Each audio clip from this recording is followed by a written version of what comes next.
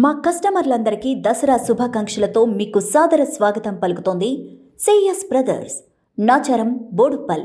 ఈ దసరా పండుగ వేళ మీ ఇంటి శోభను మరింత పెంచుకోండి. Ladies wear, gents wear, kids wear అన్ని రకాల వస్త్రాలకై విచ్చేయండి. CS brothers Nacharam Boduppal. Phone 04029805522 04027204477. Welcome to TS news room.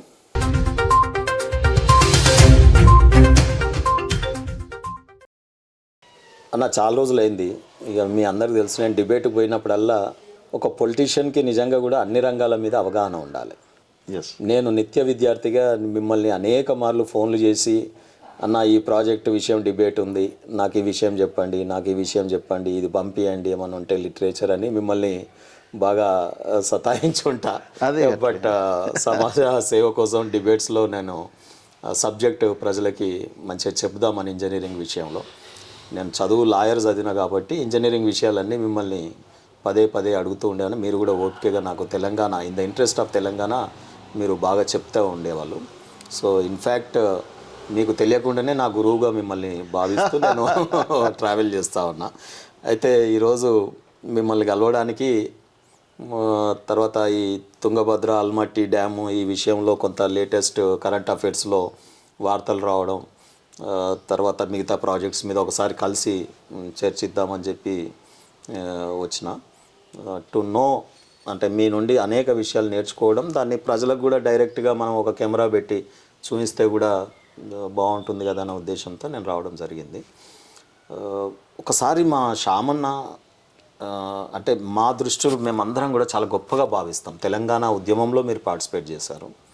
Telangana ఉద్యమం యొక్క ముఖ్య భూమిక నీళ్ళు అనే సబ్జెక్ట్లో విద్యాసాగర్ రావు గారు కానీ మీరు కానీ చాలా వండర్ఫుల్. మా మిత్రుడు రమణ నాయక్ వీళ్ళందరూ కూడా మీతో కలిసి ఉంటాం కాబట్టి ఇంత తెలంగాణ రాష్ట్రంలో మీ పరిచయం మేము అనుకున్నంత స్థాయిలో, సరే అనేక మంది ముఖ్యమంత్రులు అయ్యారు, మంత్రులు అయ్యారు, ఉద్యమ బాట బట్టి అనేక పదవులు అనుభవించవచ్చు కాక, కానీ మీరు ఇంటెలెక్చువల్గా ఇరిగేషన్ మీద ఇంకా చెప్తూను ఈ వయసులో కూడా మీరు తెలంగాణకు కాంట్రిబ్యూషన్ ఇస్తూ ఉన్నారు. మీ పరిచయం కొంత ప్రజలకు కూడా తెలిసేటట్టు ఉంటుందని నేను ఇదొక ముచ్చట పెట్టే సందర్భంలో మిమ్మల్ని అడుగుతున్నాను. మీ పరిచయం, మీ జన్మస్థానం, మీ ఇంజనీరింగ్ చదువు, మేజర్గా మీ డ్యూటీ ఏదన్నా. Okay, thank you.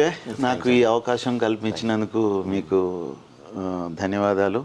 తర్వాత మీరు ఏదైతే న్యూస్ రూమ్ ఛానల్ని మీరు నడుపుతున్నందుకు అభినందనలు. అది ఇంకా దినదినాభివృద్ధి అయ్యి తెలంగాణలో జరిగేటువంటి ప్రతి విషయానికి అది వేదిక కావాలని చెప్పేసి నేను కోరుకుంటున్నాను. అయితే ముఖ్యంగా నా పరిచయం అంటే మాది నల్గొండ జిల్లా, మునుగోడు మండలం, ఇప్పర్తి గ్రామం నాది. నేను పుట్టింది మా అమ్మమ్మ ఊరు పల్వేల, పక్కకి 2 కిలోమీటర్స్. ఒక సంఘటన మొత్తం అక్కడిగా మా అంటే అమ్మ యొక్క తల్లిగారు పల్వేల. అక్కడ 11 మంది తాతలు మాకు. అందులో చిన్న తాత అల్లుడే మన ఈటల రాజేందర్ చిచ్చా. సత్యరెడ్డి తాత అని ఆయన పెద్ద కూతురే మా జమున పిన్ని. ఓకే. ఆ విధంగా పల్వేలకు మాకు 2 కిలోమీటర్స్. మాది మా నాన్నగారు మేరెడ్డి రామలింగారెడ్డి, మా అమ్మగారు సుశీలాదేవి. అయితే మాది ఫ్యూడల్ ఫ్యామిలీ అని చెప్పాలి విలేజ్లో, కానీ ఫ్యూడల్ ఆర్ట్స్కుండే అవలక్షణాలు లేవు. ఎందుకంటే ఎందుకు లేవు మీరు ఒప్పుకుంటున్నారు. ఆ అవలక్షణాలు లేకపోవడానికి కారణము ఈ పల్వెల నుంచి మా పెదనాన్నకు మా పెద్దమ్మని, ఓకే, మా నాన్నకు మా అమ్మని, అదే ఒక్క ఇంటి నుంచి మా ఇద్దరికి ఇక్కడ ఇవ్వడం జరిగింది. కాబట్టి ఈ కమ్యూనిస్టులతోని సావాసంతో మా తాత మొదటి నుంచి కూడా నరసింహారెడ్డి గారని మా తాతగారు. అయితే మా ఊర్లో మేజర్గా ఒక 1400 ఎకరాలు ఉన్నటువంటి కర్ణం పంతులు ఉండిరు. వాళ్ళు ఇది దాన్ని ఏమంటారంటే కొంచెం అందరినీ సతాయించడం చేయడం అది ఉండే. దానికి కౌంటర్గా మా తాతగారు ఉండేది కాబట్టి వీళ్ళకి సపోర్ట్గా వీళ్ళు ఉండేది అన్నట్టు. అంటే ఇప్పుడు అప్పట్లో ఒత్తనేమన్నా ఉందా? ఈ మాలి పటేల్, పోలీస్ పటేల్ మా తాతగారు, కర్ణము వాళ్ళు. ఓకే. అయితే రెండు ఒక్కరికి ఉంటాయా అప్పట్లో? అంటే మాలి పటేల్ అంటే రెవెన్యూ, పోలీస్ రెండు అంటే ఇప్పుడు ఉన్నటువంటి అదే ఆ రెండు మా తాతగారు చేస్తుండేది, మా నాన్నకు వచ్చింది అది అట్లనే. ఓకే. మా నాన్న దగ్గర నుంచి ఇక పోయింది, రెండు పోయినాయి అనుకోండి. అయితే కర్ణము వాళ్ళ యొక్క దౌర్జన్యాలు అనుకోండి, లేకుంటే వాళ్ళు అంటే ఇక భూస్వామి విధానంలో కొంత ఉంటాయి కదా. కర్ణం ఎగ్జాక్ట్ చూసేది ల్యాండ్ రెవెన్యూసా? ల్యాండ్ రెవెన్యూ చూస్తారు. కానీ వాళ్ళు మాలి పటేల్ ఏంటి? మాలిపేట ఆయనకు అసీజ్ చేయాలి. ఎందుకంటే కర్ణము పంతులతోని అది కాకపోతే ఒక రెడ్డి అతన్ని కూడా పెడితే కొంచెం వసూలు అవుతాయి కొంచెం ఆయనకు అసీజ్ చేయడం. ఇక పోలీస్ పటేల్గా ఉండేది.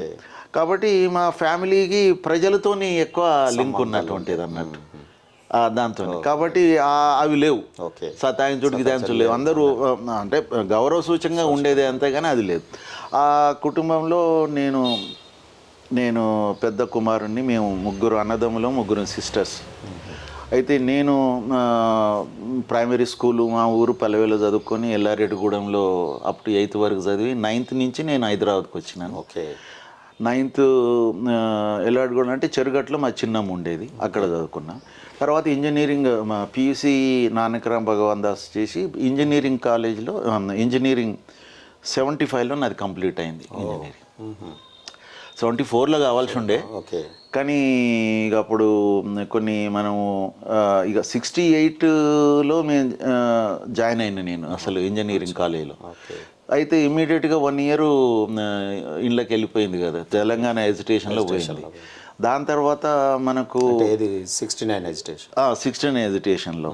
దాని తర్వాత ఏంటంటే 68లో ఇంటర్నేషనల్గా కూడా ఒక విద్యార్థులలో ఒక లెఫ్ట్ రెవల్యూషన్ రావడం జరిగింది. Even Paris university was under the control of the students కంప్లీట్గా. వాళ్ళే అడ్మినిస్ట్రేషన్ చేశారు 68లో. అది మొత్తము ప్రపంచంలో కూడా చాలా విద్యార్థి వచ్చినాయి. ఉస్మానియాలో కూడా వచ్చింది. అందులో మనం కూడా అప్పుడు లెఫ్ట్ ఓరియంటెడ్ దాంట్లో తీవ్రంగా పోయేటువంటి. తర్వాత బ్యానర్ ఏదన్నా అది డెమోక్రాటిక్ స్టూడెంట్స్ యూనియన్ ఉండే, డిఎస్యు నుంచి పిడిఎస్యు వచ్చింది. ప్రోగ్రెసివ్ అనేది ఇంకా. అయితే నేను అందులో పీడిఎస్యుకు ఫౌండర్ మెంబర్ని. కాబట్టి ఆ విషయంలో ఇంకొక 1 year కూడా నేను యాక్టివిటీస్లో ఉండబట్టి నేను కాలేజీకు వెళ్ళలేదు. అంటే Vellamreddy Madhavareddy was my classmate in 2nd year. ఆయన ఫస్ట్ ఇయర్ సూరత్ కదా, వడపర్తిలో చదువుకున్నప్పుడు లేదు, ఇంజనీరింగ్లో 2nd yearలో. ఆయన ఫస్ట్ ఇయర్ సూరత్లో చేసి వచ్చాడు ఇంజనీరింగ్, 2nd year మా దగ్గరికి వచ్చాడు. అప్పుడు మేము క్లాస్మేట్స్.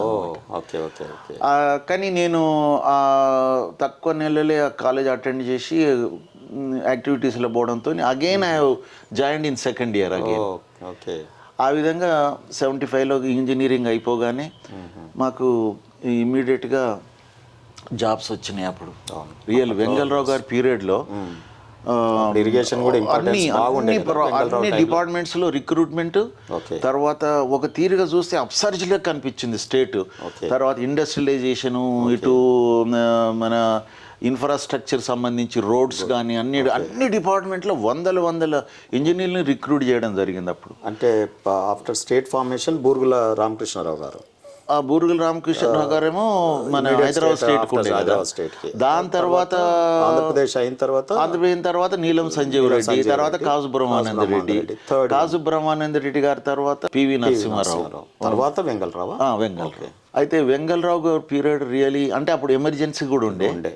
కాబట్టి ఆయనకు చాలా, నేను చెప్తున్నా, వెంగళరావు గారు పీరియడ్లో ఒక అప్సర్జ్ లెక్క వచ్చిందండి. ఇండస్ట్రియలైజేషన్ ప్లస్ ఇన్ఫ్రాస్ట్రక్చర్, తర్వాత రిక్రూట్మెంట్స్, ఇవన్నీ జరిగినాయి. అయితే మేము జాయిన్ అయినాం 76 Januaryలో. దాని తర్వాత I worked in NSP Nagarjuna Sagar project Khammam. దాని తర్వాత అక్కడి నుంచి ఎక్కువైన ఖమ్మంలో ప్రాజెక్ట్స్ బాగా చేసి ఖమ్మము అంటే నాగార్జున సాగరు కెనాలు 100 మైల్ నుంచి దాని ఎక్స్టెన్షన్ దాకా ఆయన పీరియడ్లో జరిగింది అన్నట్టు. అసలు మొత్తం అందులో మేము పనిచేసాం. మున్నేరు యాక్విడెక్ట్ మీద నేను పనిచేశాను. ఓకే. అక్కడ కంప్లీట్ అయిన తర్వాత నేను వరంగల్ పోవడం జరిగింది. మన 1 సంవత్సరం మైన్ ఇరిగేషను ఇన్వెస్టిగేషన్లు చేసినాక హుజురాబాద్ సర్కిల్ మన గుర్రం కోటిరెడ్డి గారు లెజెండరీ ఇంజనీర్, నిన్ననే వారిది సెంటనరీ సెలబ్రేషన్స్ అయిండే, దానికి నేనే కన్వీనర్ ఉండి. అయితే వారి గొప్పతనం ఏంటంటే 2 years లోపట కరీంనగర్ ఎల్ఎండి నుంచి వరంగల్ వరకు ఆ రోజు ఉన్నటువంటి 80, 81, 82 అప్పుడు ఇంకా ఈ ఎక్స్కవేటర్లు రాలేదు, మొత్తం మాన్యువల్గానే 80 కిలోమీటర్ కెనాల్ కంప్లీట్ చేయగలిగిండు 1 yearలో. ఆయన అడ్మినిస్ట్రేషన్ ఆ కథ, ఆయన పని చేసే వాళ్ళకి పని ఇచ్చిండు అన్నట్టు. అదేవిధంగా నేను 2nd year పోయినా, నేను స్ట్రక్చర్స్ ఉండేప్పటికి నాకు ఒక స్ట్రక్చర్ ఇచ్చారు. ఆ స్ట్రక్చర్ 12 BTUT అని పెద్దది, అప్పటికే 1.2 crores ఆ రోజులలో. అది కరీంనగర్ వరంగల్ బార్డర్లో ఉన్నటువంటి స్ట్రక్చర్. అది ఇచ్చి దాని తర్వాత అది కంప్లీట్ అయితేనే వరంగల్కి నీళ్ళు ఇవ్వగలుగుతాం. రాత్రి పగలు కష్టపడి దాన్ని కంప్లీట్ చేయగలిగినాం. 6 o'clock కాంక్రీట్ అయ్యేది సైట్లో. స్టార్ట్ మార్నింగ్ 6కు మేము కాంక్రీట్ స్టార్ట్ చేయాలి. మేము 13 కిలోమీటర్ల నుంచి చింతగట్టు క్యాంప్ నుంచి పోయేది అక్కడ. ఓకే. ఆ విధంగా అది కంప్లీట్ చేసి 1983 March 18th రోజు నీళ్ళు ఇవ్వగలిగినాం. పివి నరసింహరావు గారు వచ్చి చేశారన్నమాట. ఛాలెంజ్గా తీసుకొని పైప్ లైన్ వేస్తానంటే నేను కెనాల్ తోవి మీకు ఇస్తానని చెప్పి ఈయన ఛాలెంజ్ చేసి కంప్లీట్ అయినాక ప్రారంభోత్సవం జరిగేదా అప్పటి పొలిటీషియన్స్, లేదా తొందరపెట్టి ప్రీమాచ్యూర్? లేదు, కంప్లీట్ అయినాకనే టోటల్ కంప్లీట్ కెనాల్ కంప్లీట్ అయ్యి ఇక వాటర్ ఇవ్వడానికి డిస్ట్రిబ్యూటర్లు ఇంకా కాలేదు. కానీ మెయిన్ కెనాల్ అయితే తీసుకురాగలిగింది 80 కిలోమీటర్లు విత్ స్ట్రక్చర్స్, పెద్ద పెద్ద స్ట్రక్చర్స్, అక్విడెక్ట్లు, ఇవన్నీ సైఫన్లు. నేను ఎందుకు అడిగానంటే ఇప్పుడు నేటి యుగం పొలిటీషియన్స్ మనం లైక్ కాళేశ్వరం, అది ప్రీమాచ్యూర్ కాకముందే పొలిటీషియన్ ఇంట్రెస్ట్, ఎన్నికలు వస్తున్నాయనో ఓట్ల కోసం అనో ఇనాగ్రేషన్స్ ఉంటాయి కదా, రిబ్బన్ కటింగ్స్ అవన్నీ. అప్పుడు మొత్తం కంప్లీట్ అయిన తర్వాతనే, టెస్టింగ్ అయిన తర్వాతనే ఇనాగ్రేట్ చేసేవాళ్ళు. అంతే కదా. ఇప్పుడు మెయిన్ కెనాల్ ఇప్పుడు కరీంనగర్ నుంచి వరంగల్ వరకు వాటర్ రావాలంటే మెయిన్ కెనాల్ 100% కంప్లీట్ అయ్యి కావాలి కదా.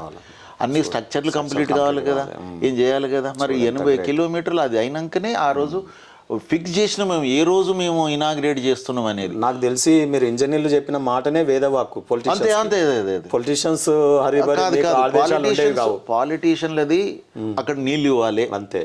కానీ 2 సంవత్సరాలు ఇవ్వగలుగుతావా అంటే ఇస్తానంటేనే కెనాల్ ద్వారా ఇస్తానంటేనే కెనాల్ తీద్దాం, లేకుంటే పైప్ లైన్ వేద్దామన్నారు గవర్నమెంట్. చెన్నారెడ్డి గారికి ఛాలెంజ్ చేసి ఈయన టాస్క్ మాస్టర్ కోటిరెడ్డి సార్, నేను కెనాల్ ఎటువైతే కెనాల్ దొవ్వేది ఉంది కాబట్టి పైప్ లైన్ ఎందుకు, ఇంకా ఆ కెనాల్ నేను దొవ్వి మీకు ఇస్తాను, నేను 2 సంవత్సరాల్లో నాకు కావాల్సిన ఫండ్స్ గిండ్స్ నాకు అన్ని అధికారాలు ఇవ్వండి. హీ హాజ్ క్రియేటెడ్ 1 సర్కిల్, అందులో 100 మందిని ఈయన రిక్రూట్ చేసిండు. ఆలోచించి చాలా కాస్ట్ ఎఫెక్టివ్ ఆలోచించి, ఎందుకంటే కెనాల్ వచ్చిన తర్వాత మా పైప్ లైన్ వల్ల వేస్ట్ అవుతుంది కదా. కాబట్టి ఆ రోజు ఆ విధంగా ఆయనకు ఇచ్చినటువంటి అధికారాలు ఇవ్వడం వలన దాన్ని ఆయన ఒక సద్వినియోగం చేసి ఎంత త్వరితగతిన కంప్లీట్ చేసిండంటే అది ఒక వండర్ఫుల్. అది నాకు ఎక్స్పీరియన్స్. దాని తర్వాత నేను my last 20 years service in Nalgonda SLBC. 87లో వచ్చాను, చెప్పుకోదగ్గ ప్రాజెక్ట్. 87లో వచ్చాను, 2007లో రిటైర్ అయ్యాను. ఆ మధ్యలో ఒక 3 నెలలు అమెరికాకు 92లో soil and water conservation and management అని సెంట్రల్ గవర్నమెంట్ స్కీమ్ కింద యూటా స్టేట్లో ఆ ట్రైనింగ్ చేసుకొని వచ్చాను. తర్వాత 2 సంవత్సరాలు గవర్నమెంటే నన్ను మన ME చేయడానికి రూర్కీకి ఇన్ వాటర్ రిసోర్స్ డెవలప్మెంట్ నేను ME చేసి వచ్చాను. నా project report was Brahmaputra river మీద.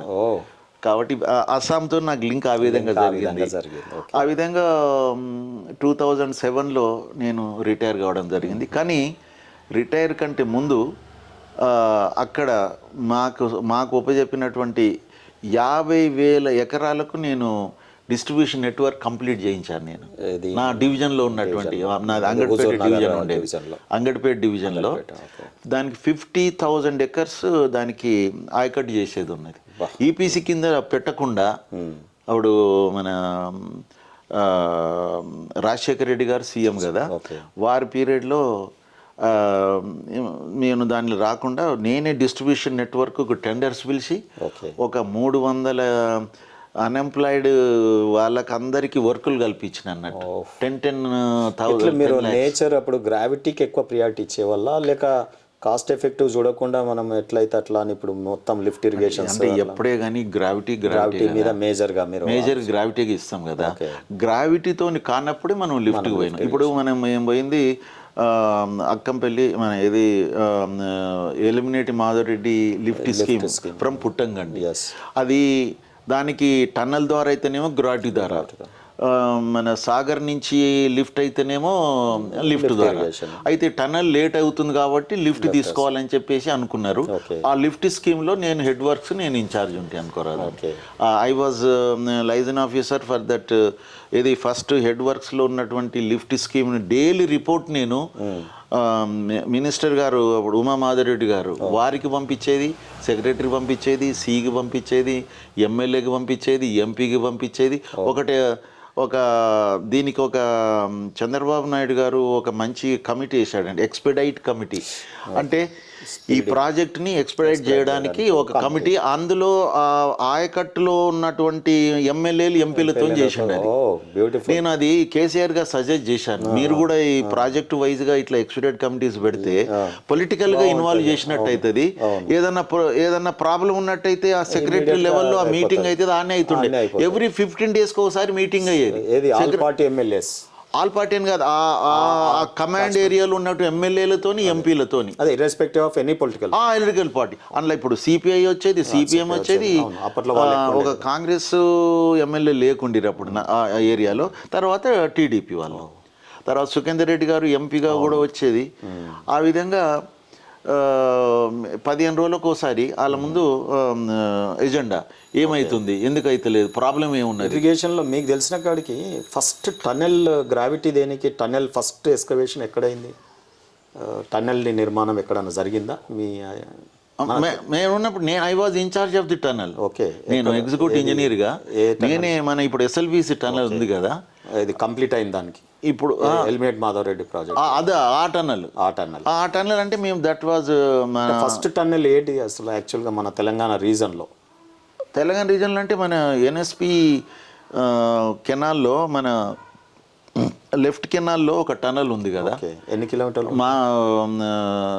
ఆ టన్నల్ ఇన్ఛార్జ్ కోటిరెడ్డి గారే ఉండి, అది 2 kilometers టన్నల్. 2 kilometers tunnel. ఏ ఇయర్? 2000 అది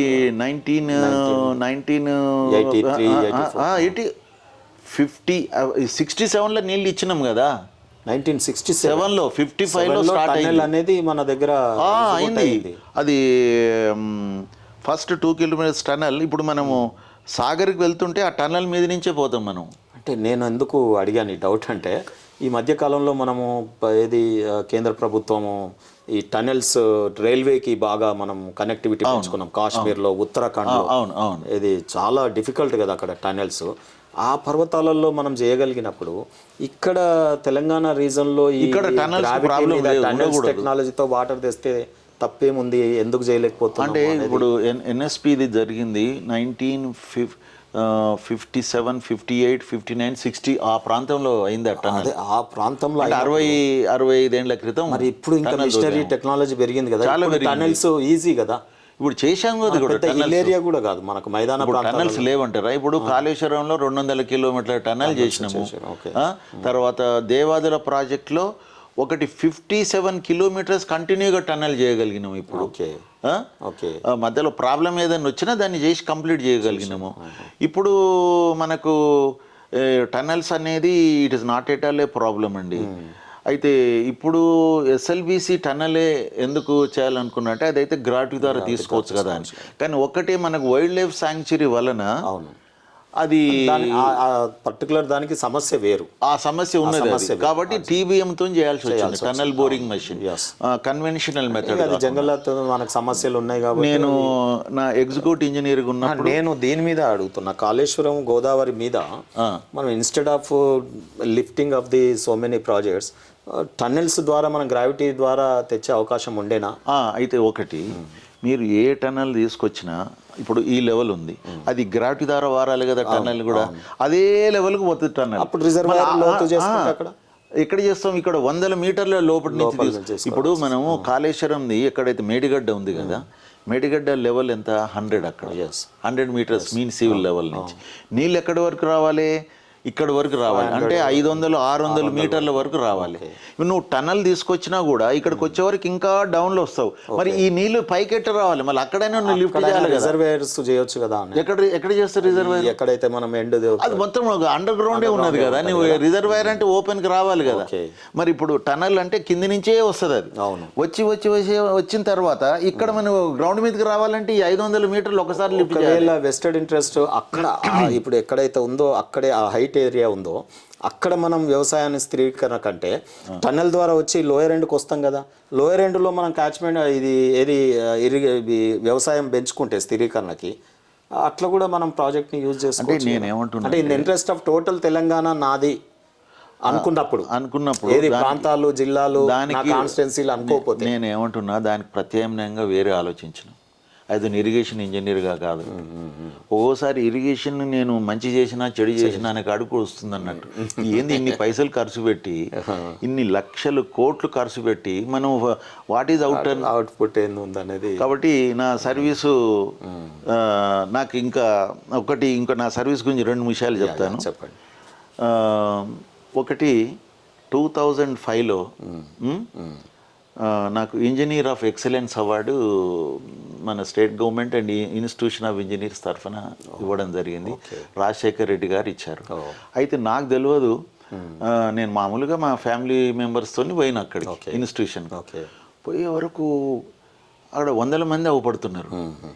ఎవరంటే అందరు రైతులు ఎక్కున్నారు అన్నట్టు. అంటే వీళ్ళు అక్కడ ప్రచారం చేసుకో సార్కు సీఎం గారు ఇస్తున్నారు కాబట్టి అనే వరకు అందరూ వెహికల్స్ వేసుకొని అవి వేసుకొని వచ్చిండ్రు. వాళ్ళు మొత్తం అంతకుముందు ఎప్పుడైనా ఉంటే 100-150 వరకు నిండేదట ఏదైనా ఫంక్షన్ అయితే. హాల్ మొత్తం 400 ఫుల్, మళ్ళీ మీద బయట 100 మంది నిలబడి ఉన్నారు. రాజశేఖర్ రెడ్డి గారు నా పేరు పిలిచినప్పుడు నేను పోతుంటే అందరూ స్టాండింగ్ ఓవేషన్ ఇచ్చేసి ఆయన అక్కడ నవ్వుతున్నాడు. దగ్గరికి పోయిన తర్వాత ఫస్ట్ ఈ ప్యాటెడ్ మీ, శ్యామ్ ప్రసాద్ నువ్వు ఎంతమంది రైతుల యొక్క ప్రేమను, ఎందుకంటే అన్ని దోతులు మాస్టర్లు అవపడుతున్నారు అందరూ. ఇంతమంది నీకు రైతులు వచ్చిందంటే ఇంజనీర్కు నేను ఎప్పుడు చూడలేదు, ఇంజనీర్కు ఇంతమంది రైతులు వచ్చి ఇంత వాళ్ళ ఈ అభినందన నీ యొక్క అవార్డు ఫంక్షన్కి వచ్చిండ్రు. వాళ్ళ యొక్క ప్రేమని నువ్వు ఎప్పుడు కూడా నువ్వు కోల్పోవద్దు, కంటిన్యూ చెయ్యి. మా శ్యామన్నకేమో దోతులు కట్టుకునే రైతుల యొక్క సప్పట్లు మీకు కావాలి, కానీ నోట్ల కట్టలు ఒక్కొక్క రైడింగ్ అవుతుంటే ఒక్కొక్క ఇంజనీర్ ఇంట్లో ఆ ఏసీబీ రైడ్ చేస్తుంటే ఆ నోట్ల కట్టలు చూసి ప్రజలు ఆశ్చర్యపోతున్నారు. నేను కూడా ఇంటికి రాగానే ఆశ్చర్యపోయినా. నన్ను వచ్చేటప్పుడు నేను శ్యామన్న ఇంజనీర్ ఇంటికి పోతున్నా అంటే గంత దూరం ఉంటాడా అన్న, ఇంకా మన కూడా అవతల ఉన్నాడా, అందరు జూబ్లీ హిల్స్ బంజారా హిల్స్ ఉంటాడు కదా అని అంటే ఏమో పోయి మరి నేను శ్యామన్న ఫస్ట్ టైం పిలిచి పోతున్నా అంటే వచ్చి చూసరికి మీరు చిన్న ఇల్లు ఇక్కడ ప్రశాంతంగా మరి అది మీకు తేడా ఉంది. నేను దాన్ని నాకు చాలా అది అనిపించింది. అదే తర్వాత డిస్ట్రిక్ట్ అడ్మినిస్ట్రేషన్ కూడా విజయానంద్ గారు ఉండిరి కలెక్టర్గా. వారు ఏం చేశారంటే నాకు రాత్రి 11 o'clock ఫోన్ చేసి 2007 26 జనవరికి శ్యామ్ ప్రసాద్ నిన్ను best officer of the district అంటే అన్ని బ్రాంచెస్ అన్ని డిపార్ట్మెంట్లలో ఒకరిని ఎన్నుకుంటారు అన్నట్టు. అవును, నాకు పోటీగా ఒక IAS ఆఫీసర్, ఆయన స్పెషల్ ల్యాండ్ అక్విజిషన్కు ఒక స్పెషల్ కలెక్టర్ ఉండే చక్రవర్తి. ఆయన తర్వాత కర్నూలుకు కలెక్టర్గా చేసిండు. అయితే ఆయనది మీది పోటీ ఉంటే చూస్ ఇన్ మీ చేసి నువ్వు 11 o'clock చెప్పిండు. నేను ఇప్పటిదాకా ఎందుకంటే మళ్ళీ నా మీద ప్రెషర్ పడకుండా 11కి చేసేసిన క్లోజ్ చేసేసిన. అయితే సారీ సార్ నేను రేపు రాలేను అన్న నేను. అదేంటి బాబు నేను ఇంత కష్టపడి కష్టపడి చెప్తాను. సార్ ఇక్కడ రైతులు నేను 26 జనవరికి పులిచెర్లలో 100 మంది రైతులు నన్ను రమ్మనని ఆహ్వానించారు 1 వీక్ క్రితమే. అక్కడ అందరు వాళ్ళు ఏర్పాట్లు చేసుకున్నారు. నేను అది వస్తా, నేను తర్వాత వచ్చి తీసుకుంటా సార్ అన్న. ఏమయ్యా నీకు రైతులు ఎప్పుడు చూసిన రైతులు ఇదే మాట్లాడుతావు, అసలు నీకు మొత్తం బెస్ట్ డిస్ట్రిక్ట్ ఆఫీసర్గా అవార్డు ఇస్తున్నావు, నువ్వు వస్తలేవు. సారీ సార్ నేను మీ ఇంటికి వచ్చి తీసుకుంటా సార్ అని చెప్పిన. కాబట్టి నేను తర్వాత ఇంటికి ఒక 1 వీక్ తర్వాత ఆయన ఇంటికి వెళ్తే నువ్వు ఒకసారి పోయినా నువ్వు రావాలి రేపు, అది అట్లనే అవార్డు అట్లనే ఉన్నది అంటే మంచిది సార్ అని పోయి తెచ్చుకున్నాను. పోతే అక్కడ 100 మంది వచ్చిరండి నాకు తెలియకుండా. ఎవరు చెప్పుంటారు. ఇక నాకు ఇచ్చేసిండు ఆయన. ఇంటి నుంచి బయటకు వచ్చి అదే అనమాట ఆ ఫోటో ఇటుది మధ్య. రెండోదేమో నాకు రాజశేఖర్ రెడ్డి ఇచ్చింది, ఆయన ఇంట్లో ఇచ్చింది అది. అయితే ఇది 2 నాకు చాలా తృప్తినిచ్చినాయి. తర్వాత నాకు సర్వీస్లో ఒక లాస్ట్ ఎక్కడ అక్కడే ఇక మన అంగడిపేట అక్కడ డివిజన్ 4లో నేను రిటైర్ అయినాక ఎక్కడ ఎక్స్టెన్షన్స్ రాలేదా మీకు? నేను మొదలే చెప్పిన అయితే రిటైర్డ్ ఇంజనీర్లకే కదా ఉన్నది. అయితే ఆ రోజు ఏం చేశారంటే, నేను దాదాపు హైదరాబాద్కి ఏదైనా పని మీద వచ్చినా నేను అక్కడ పోయే వరకు 1 అవుతుండే. 1కు పోయినా కూడా 100-200 మంది ఉండేదన్నమాట. వర్క్స్ గురించి రైతులు ఆఫీస్ దగ్గర పడుకునేది అక్కడ లాన్లా. నేను పోయి వాళ్ళని అందరినీ చేసి 3 గంటలకు పంపించి ఇంటికి పోతుంటే, అయితే ఒకరు అడిగారు అన్నట్టు, సార్ మీరు 3 వరకు కూడా పని చేస్తారు కదా, రేపటి నుంచి ఏం చేస్తారు సార్ అని అడిగింది. రేపు ఇంత బిజీ కదా మీరు, 6 గంటల నుంచి మళ్ళీ 3 దాకా పని చేసి 3-4 గంటలు ఏం పండుకుంటారు మీరు అనగానే నేను అన్న, రేపటి నుంచి నేను ఏం పని చేస్తానో నాకు తెలియదు కానీ ఏం చేయదో నేను చెప్పగలుగుతాను. 2 ఉన్నాయి అన్న. 2 అంటే నేను ఆ రోజున రిటైర్మెంట్ ఫంక్షన్కు మళ్ళీ మీకు తెలుసు కదా, డిపార్ట్మెంట్ మార్నింగ్ అయింది, ఆఫ్టర్నూన్ ఏమో మా వీళ్ళు అఖిలపక్షం అని చెప్పి మన జానారెడ్డి గారు, ఎమ్మెల్యేలు వీళ్ళందరూ వచ్చారు. ఈవెన్ మన కోమటిరెడ్డి వెంకటరెడ్డి గారు వీళ్ళందరూ. అయితే అందులో అడిగిర్రు అన్నట్టు, నేను ఏమి చేస్తానో తెలియదు కానీ ఏం చేయనో 2 చెప్తాను అన్న. నాకు ఏ కాంట్రాక్టర్ అయినా కూడా బ్లాంక్ చెక్ నా ముందు పెట్టి సంతకం, సార్ ఇంట్లో మీరు ఎన్ని లక్షలైనా రాసుకోండి, మీరు మా కంపెనీలో పని చేయాలంటే నేను మటుకు చెయ్యను అనగానే చప్పట్లు కింద నుంచి బాగా కొట్టిరు. ఈ సారు డిపార్ట్మెంట్లోనే ఉంటాడేమో అనుకున్నారని చప్పట్లు కొట్టి తర్వాత మీదోళ్ళు కొట్టిరు.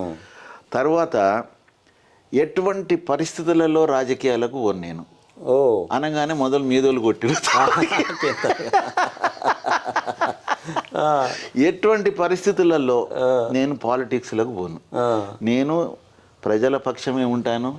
తెలంగాణకు జరిగే విషయాలలో నేను పాలు పంచుకుంటాను తప్పించి నేను ఎక్కడ కూడా నేను రాజకీయాలకు పోను. ఈ రెండు మటుకు నా గొంతులో పచ్చి వెలక్కాయ పడ్డది. నేను ఈరోజు నిజంగా కూడా అరే తెలంగాణ వచ్చిన తర్వాత ఎంతోమంది రిటైర్డ్ పోలీస్ ఆఫీసర్లకు ఎక్స్టెన్షన్లు, రిటైర్డ్ ఇంజనీర్లకు ఎక్స్టెన్షన్లు, ఈ అవినీతి అందలాలు ఎక్కినటువంటి వాళ్ళు లేదా మంత్రి పదవులలో తెలంగాణ వచ్చిన తర్వాత నేను ఒకటి ఆశించినన్నా, మీరు ఏమన్నా అనుకోండి, విద్యాసాగర్ రావు గారు కావచ్చు, లేకపోతే సరే అదృష్టం ఆయన చనిపోయినాడు మన దురదృష్టం, మీలాంటి వాళ్ళు engineering forum, retired engineering forum పెట్టి మీరు అసోసియేషన్ మేబీ కానీ బాగా పోరాడినారు. సబ్జెక్టు బాగా మనకు తెలంగాణ ప్రజలలోకి వెళ్ళిపోయింది నీటి వాటాల విషయంలో. మీరే ఇరిగేషన్ మినిస్టర్లు అవుతారేమో అనుకున్నాను నేను, ఏ ఇంజనీరో అవుతాడు అనుకున్నాను నేను. కానీ ఒక పొలిటీషియన్, ఇంజనీరింగ్ సబ్జెక్ట్ లేని వాళ్ళు మేజర్ ఇరిగేషన్ మినిస్టర్ అవ్వడం, దానికి ప్రజాధనం లక్షల కోట్ల రూపాయల ప్రాజెక్ట్స్ అక్కడ ఎక్కడైతే స్పెండ్ అవుతుందో అక్కడ స్కిల్ఫుల్ ఎడ్యుకేటెడ్ లేకపోవడం అనేది ఇప్పటికీ నన్ను బాధిస్తూ ఉంది. నేను మీ దగ్గరకు వచ్చిన ఉద్దేశం ఏంటంటే ఇది అడుగుదాం అనుకున్నా, మీరు ఎందుకు ఎక్స్టెన్షన్ ఎందుకు తెలంగాణ ఇంట్రెస్ట్లో రాలేదు, మరి కేసీఆర్ గారు మిమ్మల్ని ఆ రోజు ఎందుకు ఐడెంటిఫై చేయలేదు? రెండోది అంటే నాట్ ఓన్లీ మీరంటే మీరుగా ఇంజనీరింగ్ మొత్తం మన రిటైర్డ్ ఇంజనీర్స్ ఫోరం తరపున ఒకరిని పరిపాలనలో ఎందుకు తీసుకోలేకపోయినాడు ఆయన? అక్కడ కూడా మరి కులము అనేది కొంత మేరకు బయట వినిపిస్తూ ఉంది. అటువంటి ఏమన్నా వాళ్ళ పరిపాలకులకు ఉంటుందా ఫీలింగ్ అనేది ఒకటి. అంటే రెండో విషయము, రాజకీయాల్లోకి ఎందుకు రాలేదు మా శ్యామ్ అన్న? ఒక ఎమ్మెల్యేనో ఒక మంత్రో ఉంటే కదా మీలాంటి వాళ్ళు కొంత ఈ తెలంగాణకు కావాల్సిన సబ్జెక్టు ఇరిగేషన్, మేజర్ ఇరిగేషన్ ముఖ్యం, నీళ్లు నిధులు నియామకాలలో మనకు నీళ్ళు అనేది. సో మీ నుండే ఒక మినిస్టర్ ఉంటే కనుక తెలంగాణకు మంచి జరిగేది కదా, ఇది ప్యూర్ పొలిటీషియన్ కంటే అనేది నేను భావించి మిమ్మల్ని అసలు ప్రజల ముందుకు ఒకసారి శ్యామ్ అన్నని మొత్తం బయోడాటాతో సహా మనం ప్రజెంట్ చేయాలనే ఒక ఉద్దేశంతో చాలా రోజుల కోరి నేను ఈరోజు రావడం జరిగింది. సో మీరు నన్ను ఆ ప్రశ్న వేయకుండానే సమాధానం చెప్పి ప్రయత్నం చేసారు. అయితే ఈ విషయంలో మేము కేసీఆర్ గారు దగ్గర కూడా మేము ఒక ఇంజనీర్ల నుంచి ఎవరినైనా మీరు ఎమ్మెల్యే కాకుండా ఎమ్మెల్సీగా ఒక తీసుకోండి అని చెప్పి బ్యూటిఫుల్ మండలి ఎమ్మెల్సీగా తీసుకోవాలని చెప్పేసి మేము అర్జించినాము. అయితే ఏమన్నాడంటే ఇప్పుడు ఈ టర్మ్లో కాకుండా నేను తప్పకుండా మీకు నెక్స్ట్ టర్మ్లో తప్పకుండా నేను ఇంజనీర్ల నుంచి ఒకరిని తీసుకుంటానని. అసలు అయ్యారా? ఒక్కరన్నా అయ్యారా? ఎవరికి కాలేదు. టుడే 10 years పీరియడ్ ఎవరు లేరు, ఎవరు కాలేదు. ఆయన ప్రామిస్ చేసిండు. కాకపోతే నేను కొంతమందిని ఎవరికైతే సూచించినో, ఎవరైతే కావాలనుకుంటుండో అడ్వైజర్గానో డైరెక్టర్గానో మేము రిటైర్డ్ ఇంజనీర్, ముఖ్యంగా నేను సూచించిన వారికి 3-4 తీసుకోవడం జరిగింది. ఇప్పుడు పెంటారెడ్డి గారిని, పెంటారెడ్డి గారిని మేము ఏపీ తెలంగాణ జెంకో డైరెక్టర్గా తీసుకోమని మేము రికమెండ్ చేసినాం.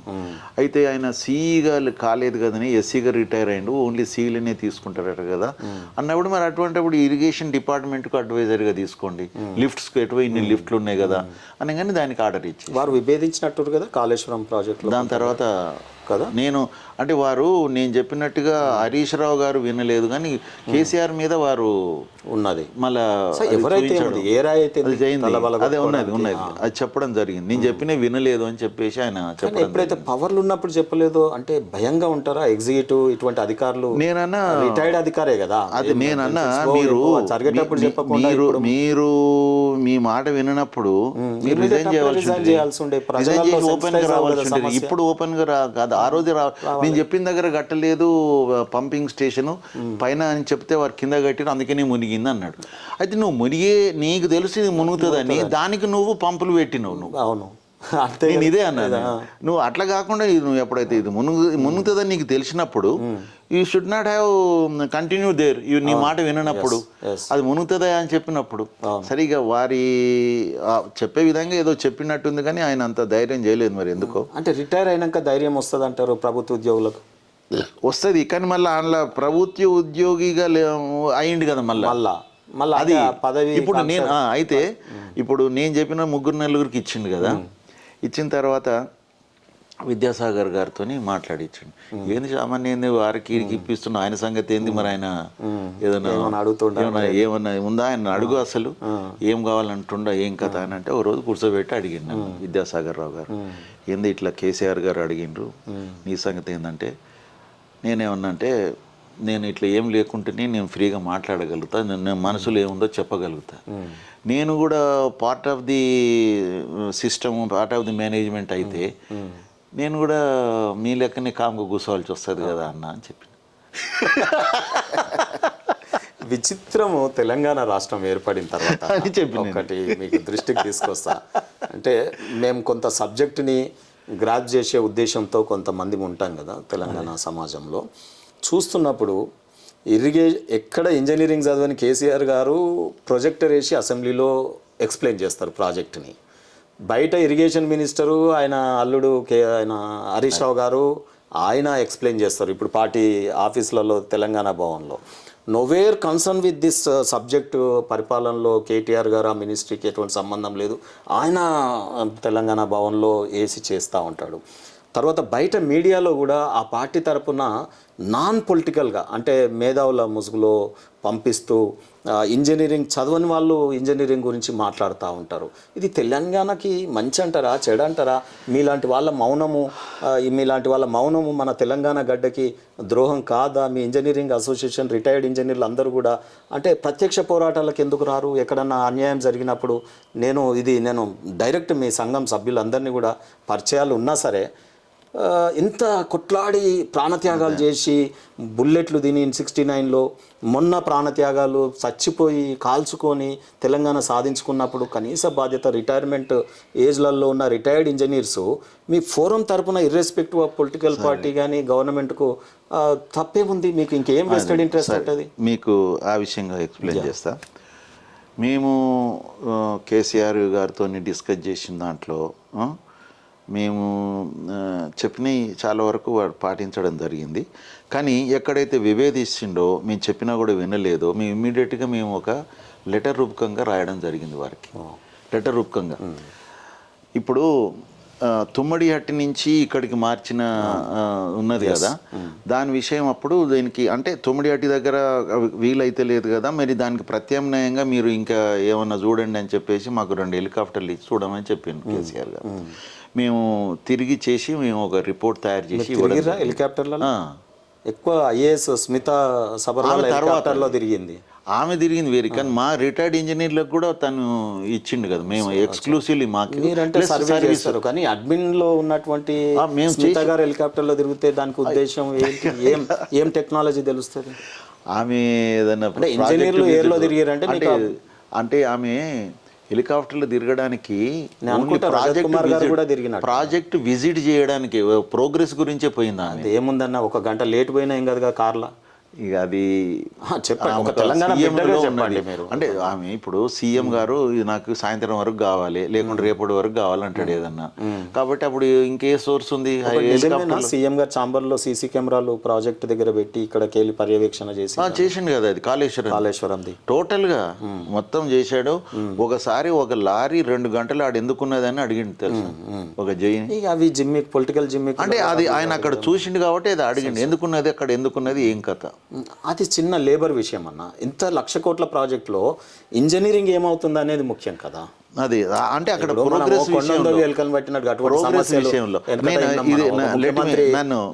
హెలికాప్టర్లో పోయి అటెండర్ ని సస్పెండ్ చేసి వచ్చినట్టు ఉంటుంది అది.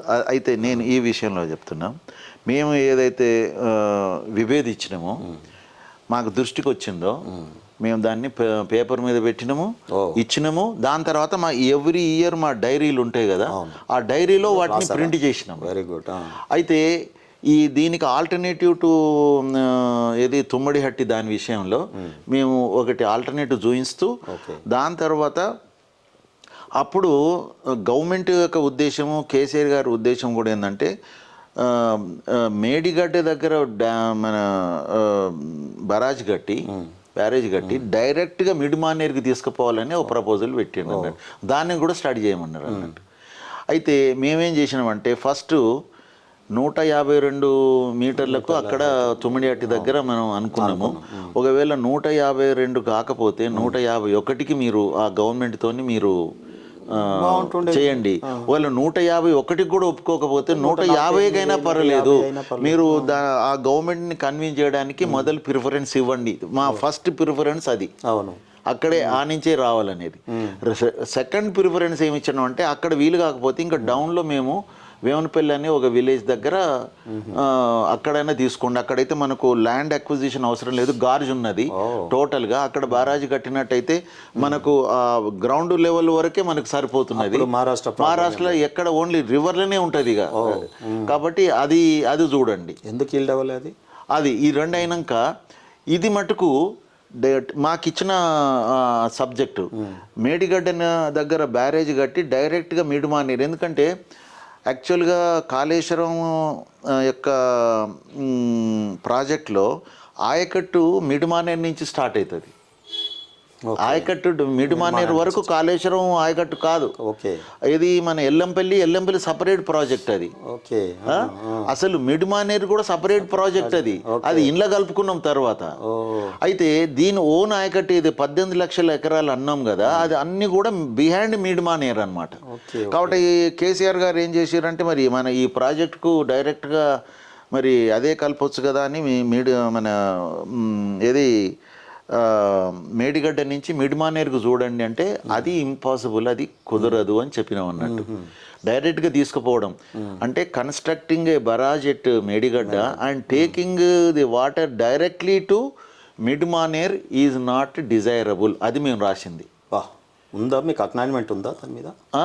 దీదెన్ సీఎంకి అఫీషియల్గా పంపించినాం కదా, పంపించిరు అంతే, but there is no any. అంటే మేము అఫీషియల్గానే పంపించినాం కదా.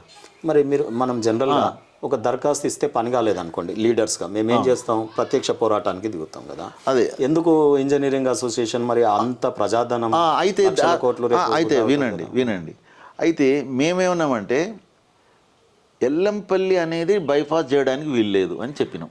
గుడ్. మేము చెప్పిన దాంట్లో ఎల్లంపల్లిని బైపాస్ చేయడానికి వీల్లేదు, ఎందుకంటే ఒకవేళ మేడిగడ్డ దగ్గర తీసుకున్న ఎల్లంపల్లిని బైపాస్ చేయడానికి వీల్లేదన్నాం. అంటే ఎందుకంటే ఎల్లంపల్లి నుంచి మిడిమానేరు వరకు కూడా ఆ రోజులలో ఆల్రెడీ టన్నల్స్ అయి ఉన్నాయి అన్నట్టు. దాదాపు ఒక 7-8 వేల కోట్ల వర్క్ అయి ఉన్నది ఎల్లంపల్లి రాజశేఖర రెడ్డి పీరియడ్లో, ఆయన పీరియడ్లో, కిరణ్ కుమార్ రెడ్డి పీరియడ్లో, ఈ పీరియడ్లో. అయితే ఇంత వర్క్ని మనము బైపాస్ చేస్తే ఏందన్నట్టు అసలు. అందులో ఈ నుంచి పోవాలంటే మొత్తం కోల్ మైన్స్ అవి ఉన్నాయి, చాలా కష్టం ఇక్కడ టన్నల్ తీయడము. కాబట్టి ఇట్ ఈస్ నాట్ డిజైరబుల్ అని చెప్పేసి ఫస్ట్ ప్రిఫరెన్స్ ఈస్ 151 కన్నా చేయండి, 150 కన్నా చేయండి. That was the first preference. Second preference is అక్కడనే ఇంకా కింద డౌన్ స్ట్రీమ్లో ఇంకో సైట్ ఉన్నది, అది కూడా కాకపోతే మీరు మన మేడిగడ్డ దగ్గరనే కట్టాలనుకుంటే యూ కెనాట్ బైపాస్ ఎల్లంపల్లి, డైరెక్ట్గా మిడిమానేర్ తీసుకుపోవడానికి వీలు లేదని మేము చెప్పినాం. అయితే ఇప్పుడు గమ్మత్ ఏంటంటే ఆ గవర్నమెంట్ వాళ్ళు ఏమంటారు అంటే వాళ్ళు చెప్పినట్టుగా విన్నాం కదా, మేము డైరెక్ట్ తీసుకుపోలే కదా, ఎల్లంపల్లి నుంచి బ్యారేజీలు కట్టి తీసుకుపోయినాం కదా అని వీళ్ళు అంటారు.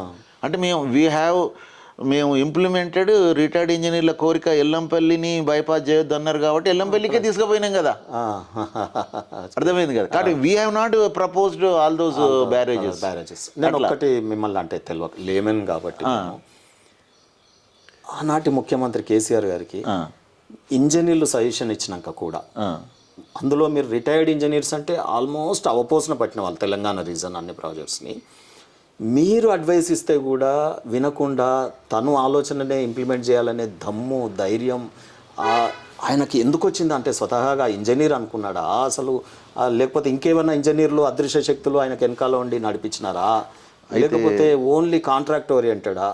ఒకవేళ కాంట్రాక్ట్ ఓరియంటెడ్ కేసీఆర్ గారి ఓన్లీ ఆలోచన అవుతే మనం అందరం యాజ్ ఎ సిటిజన్స్గా భూమి లేని నిరుపేదలు అన్న ఇక్కడ వినండి, ఒక సెంటెన్స్ చెప్తా మీకు. భూమి లేని నిరుపేదలు శ్రామికులు సబ్బులు ఉప్పులు కొని ప్రజాధనంకి కూడగొట్టిన 1,00,000 కోట్లు, భూమి లేనోడు ఆ ప్రాజెక్టు కడితే ఆ లబ్ధి కూడా రాదు. ఎంటైర్ సౌత్ తెలంగాణ అనుకోవచ్చు, లేదా విత్ ఇన్ ది నార్త్ తెలంగాణలో ఉన్న శ్రామికులు వాళ్ళకి భూమే లేదు, వాళ్ళు కూడా ట్యాక్సేషన్ కడితేనే ఆ ధనం వచ్చింది కదా 1,00,000 కోట్లు. ఇప్పుడు రైతులకు రాక వాళ్ళ డబ్బు వృధా అయిపోయి తెలంగాణ ఇంత గుదిబండగా మనకు ఒక లోను ఈ రోజు వరకు రీపేమెంట్ మళ్ళీ దానికి కూడా మళ్ళీ ఇప్పుడు ట్యాక్సేషన్ కట్టాలి కదా. దీని మీద ఆనాటి ఇంజనీర్లకు సెన్సిటైజేషన్ లేదు, పొలిటీషియన్స్కి లేదు, పరిపాలనలో లేదు. ఎందుకు ఇక్కడ ఉండాలని కోరుకుంటున్నా అంటే తెలంగాణ మనం చచ్చిపోయి తెచ్చుకున్నాం కదా అనేక మందిని. మరి ఆనాడు నేను ఫోరంని మళ్ళీ అడుగుతున్నా మిమ్మల్ని అసోసియేషన్ని, మీ మీద ఎక్కువ బాధ్యత అంటే మీరు ఒక వాచ్ డాగ్ లాగా బయటికి వెళ్ళి ఎందుకు ప్రత్యక్షంగా మరి మాట్లాడలేకపోయినారు ఆ రోజులలో, ఆ 10 ఏళ్లలో? సరే, కేంద్రం ఉంది కదా, ఈయన చేయకపోతే వినకపోతే కేంద్ర ప్రభుత్వం అంటూ ఒకటి ఉంది కదా, why don't you approach central government? మనం ఒక ఎస్ఐ అయినకపోతే సిఐ దగ్గరికి పోతాం, ఒక రెవెన్యూ ఆర్డీఓ అయినకపోతే ఒక కలెక్టర్ దగ్గరికి పోతాం. ఈ కాళేశ్వరం విషయంలో ఇంత ఎందుకు జరిగింది అనేది. సరే, మీకు 2 విషయాలు చెప్తాను. అసలు కాళేశ్వరం కంటే ముందు దీని పేరు ప్రాణహిత చేవెళ్ళ, అంతే కదా? అసలు ఆ ప్రాణహిత చేవెళ్ళ ప్రాజెక్టుకు ఎవరు దీనికి రూపకల్పన చేసింది తెలుసా మీకు? మాకంటే సీనియర్ ఉన్నటువంటి రిటైర్డ్ ఇంజనీర్స్. వాళ్ళు మెయిన్గా మన వెంకటరామారావు గారు, వారు అక్కడ సీగా ఉన్నప్పుడు ఒకసారి పైనుంచి అట్లా అన్నీ వస్తుంటే అంతా డ్రై ఉన్నది, ఒక ప్రాణహిత నది ఒక్కటే ఫుల్ పోతున్నది అన్నట్టు. ఆయన అక్కడికి పోయిండు ఏదో పని మీద. అరే ఇంత వాటర్ ఏ నుంచి పోతున్నది, ఎక్కడ వర్షాలు లేవు, ఏం లేవు మన దగ్గర, ఈ నీళ్లు మనం ఎందుకు తీసుకోకూడదు అని చెప్పేసి ఆయనకు వచ్చిన థాట్ అది. ఆ థాట్ని ఆయన వచ్చేసి టోపర్ షీట్లు చూసి చేసి అట్లా తీసుకురావచ్చు కదా అని అప్పుడున్నటువంటి అనంతరాములు గారు, ఈ మధ్యలోనే చనిపోయిన వాళ్ళు, బి అనంతరాములు గారు, వారు అప్పుడు రిటైర్డ్. ఓకే. అయితే వారిని తర్వాత మన ప్రభాకర్ గారని జి ప్రభాకర్ మన వరంగల్ వారు దాని తర్వాత మన విద్యాసాగర్ రావు గారు ఆయన అప్పుడే అయ్యి వచ్చిండనమాట. వీళ్ళందరూ కూడి కూర్చొని థింక్ చేసి అరే మనము ఒక ప్రపోజల్ ప్రాణహిత వాటర్ని మనము తెలంగాణకు ఉపయోగించుకునే పద్ధతిలో చేయాలని చెప్పేసి వాళ్ళు ఒక షామీర్పేట వరకే వాళ్ళు ఒక ఒక ఒక ప్రాజెక్ట్ని ఫార్ములేట్ చేస్తే మనం ఇస్తే లాభం లేదని ఇన్స్టిట్యూషన్ ఆఫ్ ఇంజనీర్స్ని లో పెట్టి అక్కడ ఒక రౌండ్ టేబుల్ సమావేశం ఏర్పాటు చేసి దానిలో వచ్చినటువంటి మార్పులు చేర్పులు అన్నీ కూడా తీసుకొని ఒక రిపోర్ట్ని ఇన్స్టిట్యూషన్ ఆఫ్ ఇంజనీర్స్ తరఫున అది గవర్నమెంట్కు సబ్మిట్ చేసింది. అంటే ఎవరు చేయాల్సిన పని వాళ్ళతో చేయించింది అప్పుడు. అంటే ఆ గవర్నమెంట్కి అప్పుడు ప్రపోజల్ పోయింది, సీఎం దృష్టికి తీసుకుపోవడం జరిగింది. పోతే అప్పుడు సీఎం గారు ఏమన్నారంటే దీనికి చేవెళ్ళ వరకు ఏమైనా ఎక్స్టెండ్ చేయలేరా మీరు అంటే అప్పుడు దీనికి చెల్లెమ్మ గురించి అని it was extended up to చేవెళ్ళే. అప్పుడు ప్రాణహిత చేవెళ్ళగా మార్చి వారికి ఒక పవర్ పాయింట్ ప్రజెంటేషన్ మన రిటైర్డ్ ఇంజనీర్స్ మన ఇన్స్టిట్యూషన్ తరఫున వెళ్ళి అక్కడ సీఎం, దాని తర్వాత ఇరిగేషన్ మినిస్టరు, దాని తర్వాత చీఫ్ సెక్రటరీ, ఇరిగేషన్ సెక్రటరీ వీళ్ళందరూ సమక్షంలో ఒక పవర్ పాయింట్ ప్రజెంటేషన్ ఇస్తే అప్పుడు మన వైఎస్ రాజశేఖర రెడ్డి గారు దీనికి చూడండి ఎంత సహజ పరిణామం. అంటే ఇంజనీర్స్ పొలిటీషియన్స్ కి పవర్ పాయింట్ ప్రజెంటేషన్ ఇవ్వడం, పొలిటీషియన్ ఇంజనీర్ లా కాదు కదా. ఇచ్చిన తర్వాత ఇమ్మీడియట్గా దాన్ని ఏం చేశారంటే వీళ్ళేమో టోపు షీట్లతో మీద చేసిండ్రు కదా, ఇది ఒక ఫార్ములేట్ చేశారు ఒక కాన్సెప్ట్కు. అప్పుడు ఏం చేశారంటే వీళ్ళు మరి దీన్ని డీటెయిల్ సర్వే కావాలి కదా అంటే మేము వాప్కోస్ వాళ్ళు మేము చేస్తామని చెప్పిండ్రు, వాళ్ళని అడిగిండ్రు అన్నట్టు. అప్పుడు చేసిర్రు వాళ్ళు. వాప్కోస్ వాళ్ళు చేసిందే ఇప్పుడు అది ప్రాణహిత టు చేవెళ్ళే వరకు వాప్కోస్ వాళ్ళు చేసినటువంటి అప్పుడు కూడా వాళ్ళకి ఎన్నోసార్లు వాప్కోస్ అండ్ ఈ ఇన్స్టిట్యూషన్ మధ్యలో ఎన్నోసార్లు మీటింగ్స్ జరిగినాయి అన్నట్టు. మీటింగ్స్ జరిగి ఫైనల్గా వాప్కోస్ ఇచ్చినటువంటి రిపోర్ట్ మీదనే అది అడ్మినిస్ట్రేటివ్ అప్రూవల్ ఇవ్వడం జరిగింది మన ఈ ప్రపోజల్కు. రియలీ దాని తర్వాత అది సిడబ్ల్యూసికి పంపించడం జరిగింది ఆ రోజు. ఆ విధంగా రిటైర్డ్ ఇంజనీర్స్ దీనికి ఇన్స్టిట్యూషన్ ఆఫ్ ఇంజనీర్స్ ద్వారా ప్రభుత్వానికి దృష్టికి తీసుకొచ్చి ఒప్పించి దీన్ని తీసుకురాగలిగిండ్రు అన్నట్టు. కాబట్టి ఈ ప్రాజెక్ట్ అనేది మొదటి నుంచి కూడా రిటైర్డ్ ఇంజనీర్ల యొక్క బేబీ అది ఆ ప్రాజెక్ట్. అయితే దాని తర్వాత ఎప్పుడైతే మహారాష్ట్రతో డిస్కషన్లో ఇది అక్కడ వాటికి వైల్డ్ లైఫ్ శాంక్చురీ ఉన్నది, వాళ్ళు ఆ 152కు ఒప్పుకుంటలేరు అన్నట్టు. ఒప్పుకోకుంటే అది వదిలేసేసి మిగతా అది 70 కిలోమీటర్ కెనాల్ కంప్లీట్ అయింది ఇప్పుడు అక్కడి నుంచి. ఇది తుమ్మడిహట్టి నుంచి నియర్లీ 100 కిలోమీటర్స్ కావాల్సిన కెనాల్లో 70 కిలోమీటర్ కెనాల్ కంప్లీటెడ్. దాని తర్వాత ఇటువైపు అన్ని ప్యాకేజీలకు టెండర్లు పిలిచారు ఏందన్నా మొత్తం ఇప్పుడు అది. అయితే ఆ పరిస్థితులలో ఏమైపోయింది, తెలంగాణ ఉద్యమం తీవ్రం అయిన తర్వాత ఎప్పుడైతే తెలంగాణ వచ్చిన తర్వాత కేసీఆర్ గారు హరీష్ రావు గారు కూడా ప్రయత్నం చేశారు.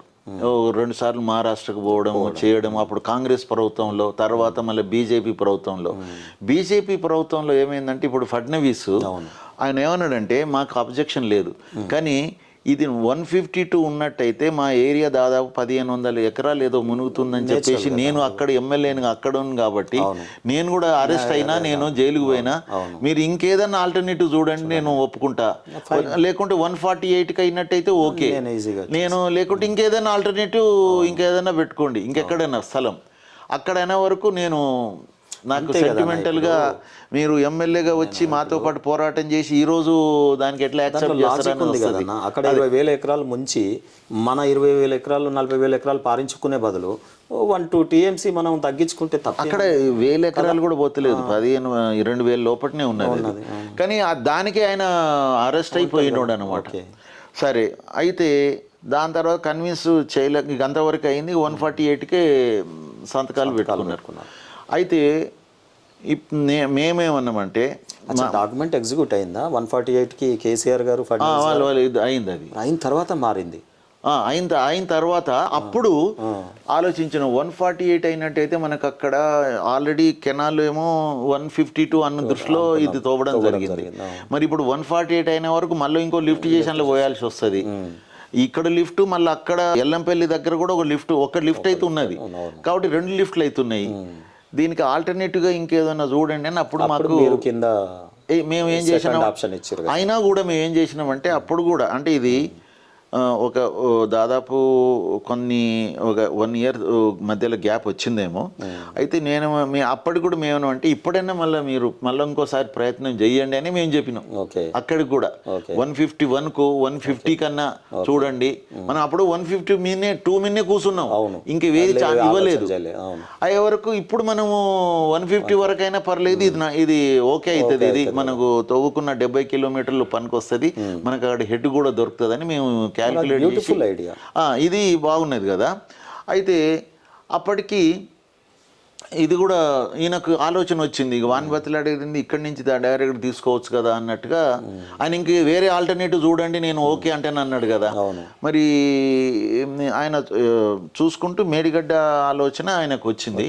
మేడిగడ్డకు వస్తే ఆయన ఇంకోటి కూడా ఆలోచించిన డైరెక్ట్గా మిడ్మానేర్ తీసుకుపోవచ్చు కదా, ఇదంతా ఏంది అని 1.5 months మేము కష్టపడితే ఆయన ఈ has convinced for taking water to Yellampalli.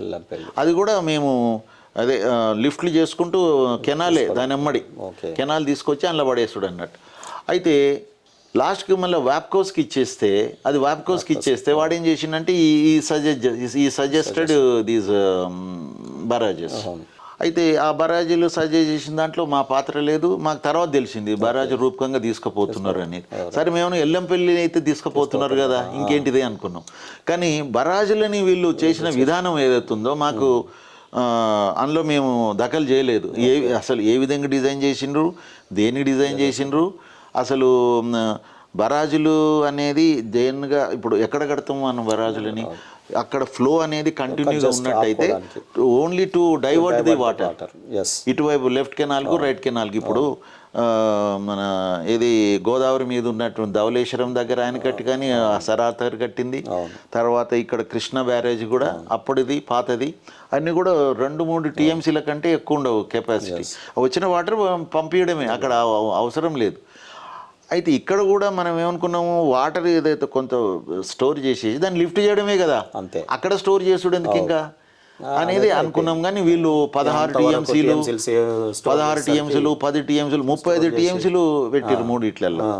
సరే దాన్ని బరాజ్ లెక్క కట్టి రిజర్వాయర్ లెక్క వాడడమే, అది అక్కడ చేసిన పొరపాటు. అది బరాజ్ లెక్క కట్టారు, రిజర్వాయర్ లెక్క వాడడం జరిగింది. బాధ ఉంటుంది కదన్నా అది చూస్తుండగానే ఇట్లా జరగడం, ఇట్లా అది మన ముందే స్టార్ట్ అయ్యి. అయితే మేము ఇచ్చినటువంటి ఏదైతే ఉన్నదో 15 పేజీల రిపోర్టు,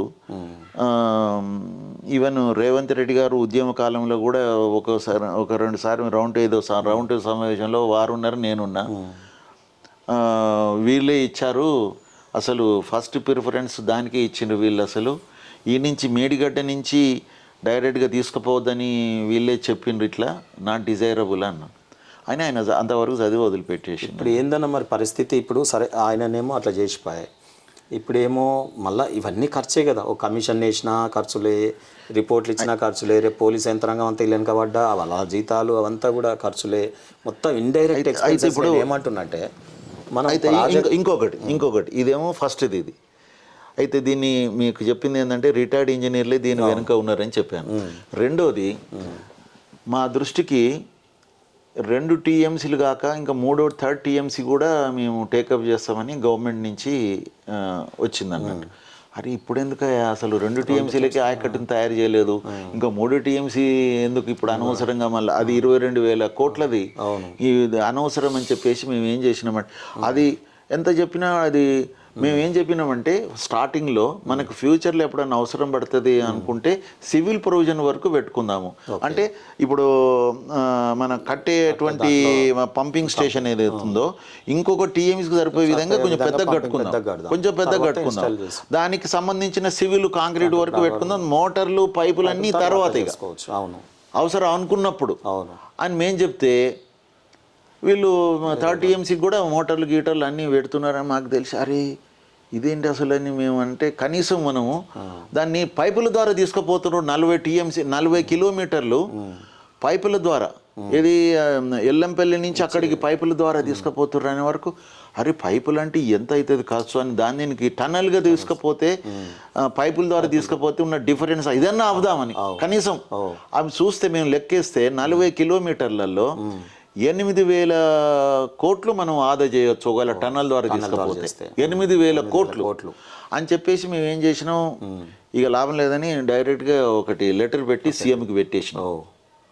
అఫీషియల్గానే సీఎంకి పెట్టేసినాం. పెట్టేసి మేము ప్రెస్కి ఇవ్వలేదు సీఎంకి పెట్టేసినాం. చూడండి దీనివల్ల ఇదేంటి, కనీసం మీరు 30 TMC ఇప్పుడు అవసరం లేదు అన్నా మీరు టేకప్ చేస్తున్నారు, కనీసం దాన్ని టన్నల్ ద్వారా తీసుకుపోయినట్టయితే మనకి ఇంత ఆదా అవుతుంది, 8,000 కోట్ల ఆదా అవుతుంది అని చెప్పేసి మేము లెటర్ పెట్టినాం. లెటర్ పెడితే కరెక్ట్గా మేము పెట్టిన 20 రోజులకు రోజు ఆంధ్రజ్యోతి పేపర్ తీస్తే హెడ్లైన్స్ వచ్చింది మాది, మొత్తం హెడ్లైన్స్. తెలంగాణ విశ్రాంతి ఇంజనీర్ల సంఘం వారు టన్నల్ పైప్ లైన్ ద్వారా కాకుండా 30 TMCని టన్నల్ ద్వారా తీసుకుపోయినట్టయితే 8,000 ఇంతలా రాసిండు. 8,000 కోట్లు ఆదా అవుతుందని ప్రభుత్వానికి ఒకటి వాళ్ళు సూచన చేయడం జరిగింది. అది అందులో వచ్చింది, మొత్తం ఇచ్చిండు మాది లెటర్ మొత్తం. అందులో ఇచ్చేసి ఎవరెవరు పేర్లు గీర్లు అన్నీ రాసిన తర్వాత మేము అనుకున్నాం ఇక కేసీఆర్ నుంచి మాకు ఫోన్ వస్తుందేమో అని మేము ఎదురు చూసినాం.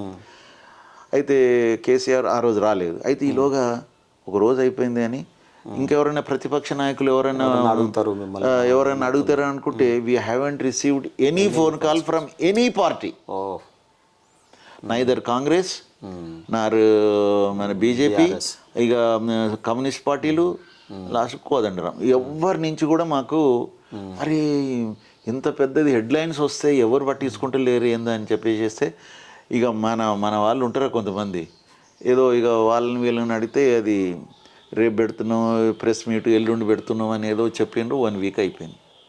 1 వీక్ తర్వాత కేసీఆర్ గారే పిలిచిరు మమ్మల్ని.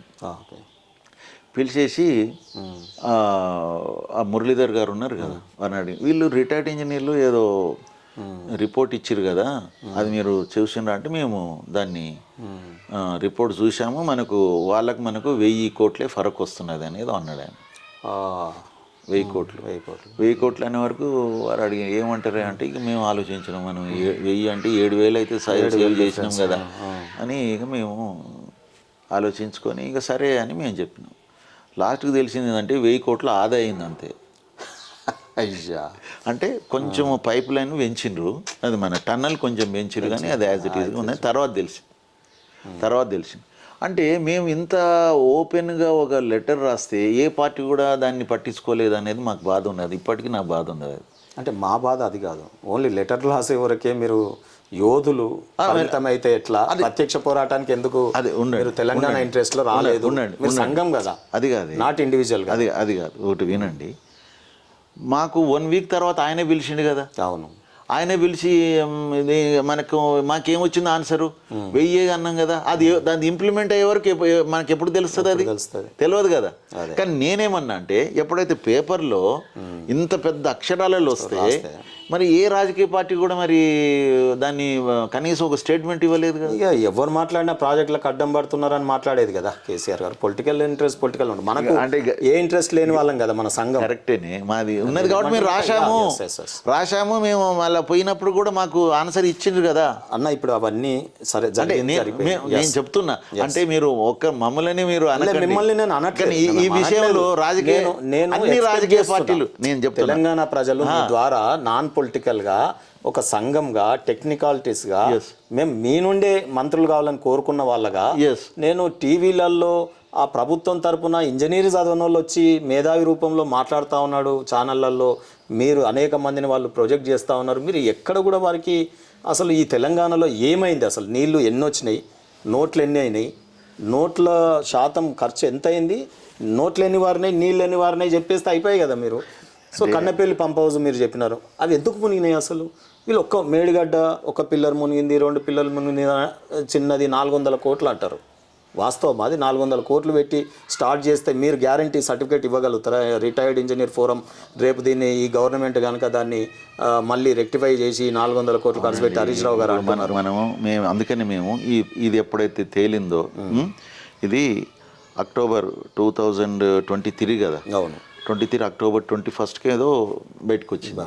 రాగానే కిషన్ రెడ్డి గారు స్పందించేసి సెంటర్ రాసేసిండు. వెరీ నెక్స్ట్ డే వచ్చేసిండ్రు వాళ్ళు, నేషనల్ డ్యామ్ సేఫ్టీ అథారిటీ వాళ్ళు వచ్చేసేసి దానికి కూడా ఏమంటారు తెలుసా, కిషన్ రెడ్డి గారు రాయంగానే వచ్చినట్టు స్పీడ్ వచ్చి ఇన్వెస్టిగేట్ చేస్తే కూడా అయితే వినండి, వాళ్ళు వచ్చారు, వీ షుడ్ అప్రిషియేట్ దెమ్. వాళ్ళు వచ్చారు, ఇక్కడ వీళ్ళతో డిస్కస్ చేశారు, సైట్కి పోయారు, అన్నీ చేశారు. అన్నీ చేసిన తర్వాత వాళ్ళు ఇచ్చిన రిపోర్ట్లో ఏమున్నదంటే ఇందులో డిజైన్ లోపం పడుతుంది, ప్లానింగ్ లోపం పడుతుంది, ఎగ్జిక్యూషన్ లోపం పడుతుంది, తర్వాత మెయింటెనెన్స్ లోపం కూడా పడుతున్నది అని వాళ్ళు రాసి ఏమంటారంటే దీని మీద మాకు రియల్ రీజన్ ఫర్ ఫెయిల్యూర్ అనేది మాకు కమ్యూనికేట్ చేయండి అని ఉన్నది అందులో. అరే నేనన్నా ఇన్ని చెప్పి రీజన్ ఫర్ ఫెయిల్యూర్ కమ్యూనికేట్ చేయమంటే నువ్వే కదా భయ్ అథారిటీ, ఎవడు చేయాలి అది? ఆయనే చేయాలి. ఎవరు చేయాలి? మళ్ళీ అన్ని అందరిది వినండి, అందరిది తప్పన్నప్పుడు నువ్వు ఏ విధంగా తప్పన్నావు మరి నీకే తెలియనప్పుడు అవును అని. సరే వాళ్ళు ఏదో రిపోర్ట్ ఇచ్చారు, రిపోర్ట్ వాళ్ళు ఇంకేదో అడిగిండ్రు, అడిషనల్గా ఏదో అడిగిండ్రు, వీళ్ళు ఇచ్చిండ్రు, ఏదో అయింది. అది అయిన తర్వాత మళ్ళీ అగైన్ దాని మీద ఒక విజిలెన్స్ రిపోర్ట్ తర్వాత ఈ గవర్నమెంట్ వచ్చినాక తీసుకున్నది. ఆ పాత గవర్నమెంట్ని ఇది వచ్చేసింది రిపోర్ట్. అంటే ఆ రిపోర్ట్ వచ్చిన తర్వాత మేము రిటైర్డ్ ఇంజనీర్స్గా మేము ఏం చెప్పినామంటే, చూడండి ఇది ఈ సిస్టంలో సీకెంట్ పైలింగ్ విధానంలో ప్రపంచంలోనే మొట్టమొదటి కట్టబడిన బ్యారేజ్లు ఏవంటే ఇవే చూపిస్తున్నాయి మొత్తం. మీరు అందులో గూగుల్లోకి పోయి which is the first barrage constructed and secant piling system అని మీరు కొట్టండి, మీకు సుందిల్లా, అన్నారం అండ్ మేడిగడ్డ చూపిస్తాయి. అర్థమైందా? కాబట్టి ప్రపంచంలోనే ఈ సిస్టంలో ఒక బ్యారేజ్ అనేది ఇదే నిర్మించినప్పుడు మనము ఎవరి అడ్వైస్ తీసుకున్నాం? అసలు కనీసం సిడబ్ల్యూసీది అఫీషియల్గా తీసుకోలేదు. ఉత్తగా వీళ్ళు పోయి మాకు ఇది కావాలంటే వాడు ఏదో ఇచ్చిండు, దాని ప్రకారంగా వీళ్ళు ఏదో చేసిండు. అంతేగాని ఎక్కడ కూడా దీనికి ఒక సీరియస్ థాట్ ఇచ్చినట్టు అనిపించలేదు. మొదటిసారి ప్రపంచంలో ఈ సిస్టంలో ఒక బ్యారేజ్ కడుతున్నాము అనేటువంటి దానికి లేదు. అందుకని మేమన్నామంటే ప్రపంచంలోనే మొదటిసారిగా కట్టినటువంటి ప్రాజెక్టు ఈ బ్యారేజ్లు ఇక్కడే ఉన్నాయి. కాబట్టి అవి అందులో ఒకటి ఫెయిల్ అయింది, ఒకటి ఫెయిల్ కావడానికి రెడీగా ఉన్నట్టుగానే ఇచ్చారు వాళ్ళు. కాబట్టి దీన్ని the real reason for failure, నిజమైన కారణాలు ఏంటి ఫెయిల్ కావడానికి, అది తెలపాలి. దాని తర్వాత రెక్టిఫికేషన్, దీన్ని ఏ విధంగా సవరించాలి చెప్పాలి, అది కూడా చెప్పాలి. దీని గురించి ఒకటి నేషనల్ అంటే జాతీయ అంతర్జాతీయ ఎక్స్పర్ట్స్తో ఒక కమిటీ వేయండి అని చెప్పేసి. అంతర్జాతీయ ఎందుకంటే ఇది మొదటిసారి కదా, ఇది అందరికి పనికి వస్తుంది కదా ఇది. కాబట్టి జాతీయ అంతర్జాతీయ నిపుణులతోని ఒక కమిటీ వేసి ఆ కమిటీకి మొత్తం కావాల్సినటువంటి పరికరాలు వాళ్ళు టెస్ట్ చేయాలంటే ఏ పరికరాలు కావాలనో ఆ పరికరాలన్నీ సమకూర్చి, వాళ్ళకు లాజిస్టిక్స్ అన్ని సమకూర్చి, దాని తర్వాత వాళ్ళకు ఫైనాన్షియల్గా ఎక్కడైతే ఏది కావాలనో అన్ని సమకూర్చి, దాని తర్వాత టైం కూడా ఇవ్వండి, ఏదో తొందర పెట్టకండి. Let them take their own time. Civil అంటేనే దాని నేచర్. నేను ఏమంటున్నానంటే వాళ్ళు దీని మీద let them take their own required time. 6 నెలలు అయినా పర్లేదు, కానీ మనకి ఇది తేలినట్టయితే అప్పుడు కరెక్ట్గా ఎవరు బాధ్యులని తేలుతుంది. ఇప్పుడు కారణాలు, ఇప్పుడు ఇది ఫెయిల్ కావడానికి కారణాలు అనేది తేలినప్పుడు ఆ కారణాలు ఎవరి వలన అయినది అనేది తేలుతుంది అది. కానీ ఇప్పుడే మనం ఎవరు దీని కారణాలు అని చెప్పేసి మనం వేసుకుంటూ పోతే ఎవరైనా దీనికి ఈయన రికార్డ్ ప్రకారంగా ఈయన ఇట్లున్నాడు అన్నట్లున్నాడు వీంత అంత అంటున్నారు, కానీ దాని రెక్టిఫికేషన్ ఇంతవరకు ఎవరు చూపించలేదు. అయితే మేము మొదటిసారి అన్నాము, తర్వాత అన్నాం, ఇప్పుడు కూడా అదే అంటున్నాం. ఇప్పటికైనా కూడా ఈ ప్రభుత్వాన్ని మీ ద్వారా ఏం కోరుతున్నామంటే, ఒక ఘోష్ కమిటీని వేశారు. ఘోష్ కమిటీ వేస్తే ఆయనకు ఎవరు ఎక్స్పర్ట్ కాదు కదా, మళ్ళీ ఆయనకు ఎవరున్నారు ఎక్స్పర్ట్ అసలు? మళ్ళీ మనం చెప్పిందే కదా, డిపార్ట్మెంట్ మీదనే ఆయనకు నమ్మకం లేదు, వాళ్ళు ఇచ్చే అన్ని తప్పులు ఫైల్ తయారు చేయడానికి రెడీ అవుతుంది. అంతేగాని డిపార్ట్మెంట్ ఉన్న కాయిదాలు అన్ని తెచ్చి అది అందులో ఆయనకు ఎక్స్పర్టైజ్ లేరు. ఆయనకు ఎవరు ఉంటే మళ్ళీ సిడబ్ల్యూసీ నుంచి తీసుకోవాలి. వాళ్ళే మాకు రీజన్ ఏంది, నేషనల్ డ్యామ్ సేఫ్టీ అథారిటీ వాళ్ళే తర్వాత వాళ్ళు 300 పేజీ రిపోర్ట్ ఇచ్చారు. మొదలు ఇచ్చిన తర్వాత మొన్న ఆ రిపోర్ట్లో కూడా ఎవరు తప్పు చేశారు, ఏం చేశారు, డిజైన్ లోపం, ఆలో ఇవన్నీ చెప్తూ లాస్ట్కు ఇట్ రిక్వైర్స్ డీప్ స్టడీ అన్నారు. ఒక మాట అన్నాడు, రిక్వైర్స్ డీప్ స్టడీ అంటే వాట్ డస్ ఇట్ మీన్? మళ్ళీ ఇంకా చేయాలి, మళ్ళీ ఇంకో కమిషన్ ఏమి ఇంకా డీప్ స్టడీ అంటే నిజమైన ఫెయిల్ కావడానికి కారణాలనికి దానికి డీప్ స్టడీ కావాలన్నాడు. ఎవరు చేయాలి ఆ డీప్ స్టడీ?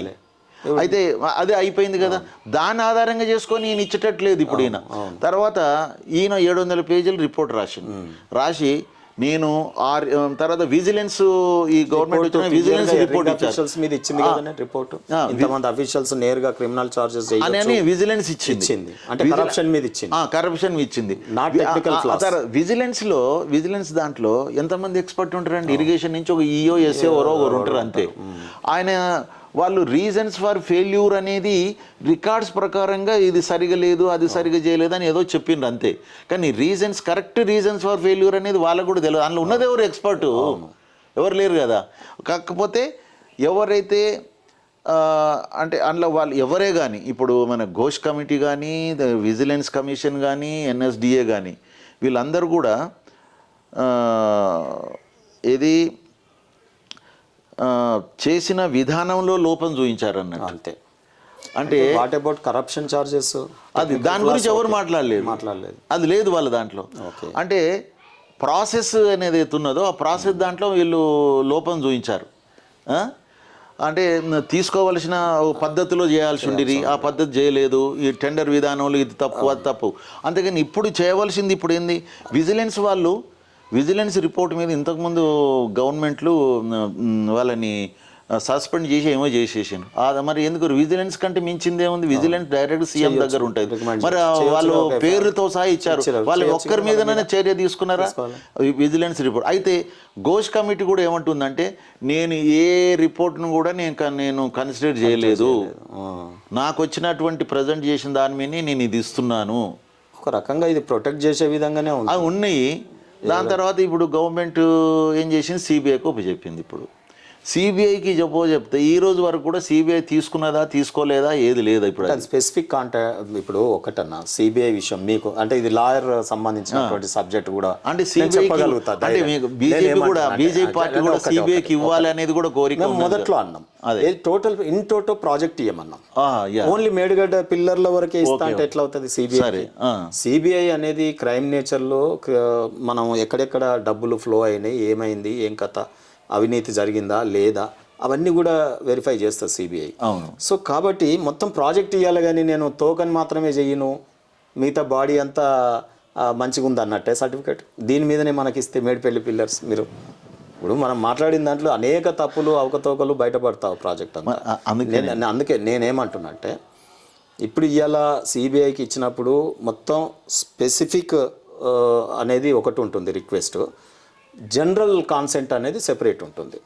జనరల్ కాన్సెంట్ ఇస్తే ఏంటంటే ఈ స్టేట్కి సిబిఐ దేని మీదైనా ఏ సబ్జెక్ట్ మీదైనా రావడానికి అవకాశం ఏర్పడుతుంది. జనరల్ కాన్సెంట్ ఇవ్వలేదు. సరే ఈ ప్రాజెక్టు ఇన్ టోటో ఇస్తే సరిపోతుంది.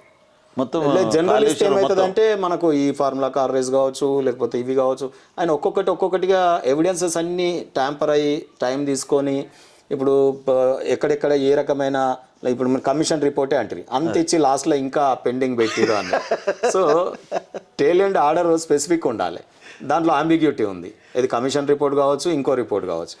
వీటిని చేయాలంటే ఇంటోటో ప్రాజెక్టు కాన్సెంట్ ఇస్తే బాగుంటుంది అనేది దానివల్ల అవుతుంది. ఇప్పుడు మీరు అట్లా కూడా అడుగుతున్నట్టు ఏమనిపించలేదు? ఎందుకు అడుగుతున్నాం కదా, నేను అడుగుతున్నా కదా. అంటే రెండోది నేను ఏమంటున్నా అంటే మీరైనా అది అడగాల్సిందే కదా.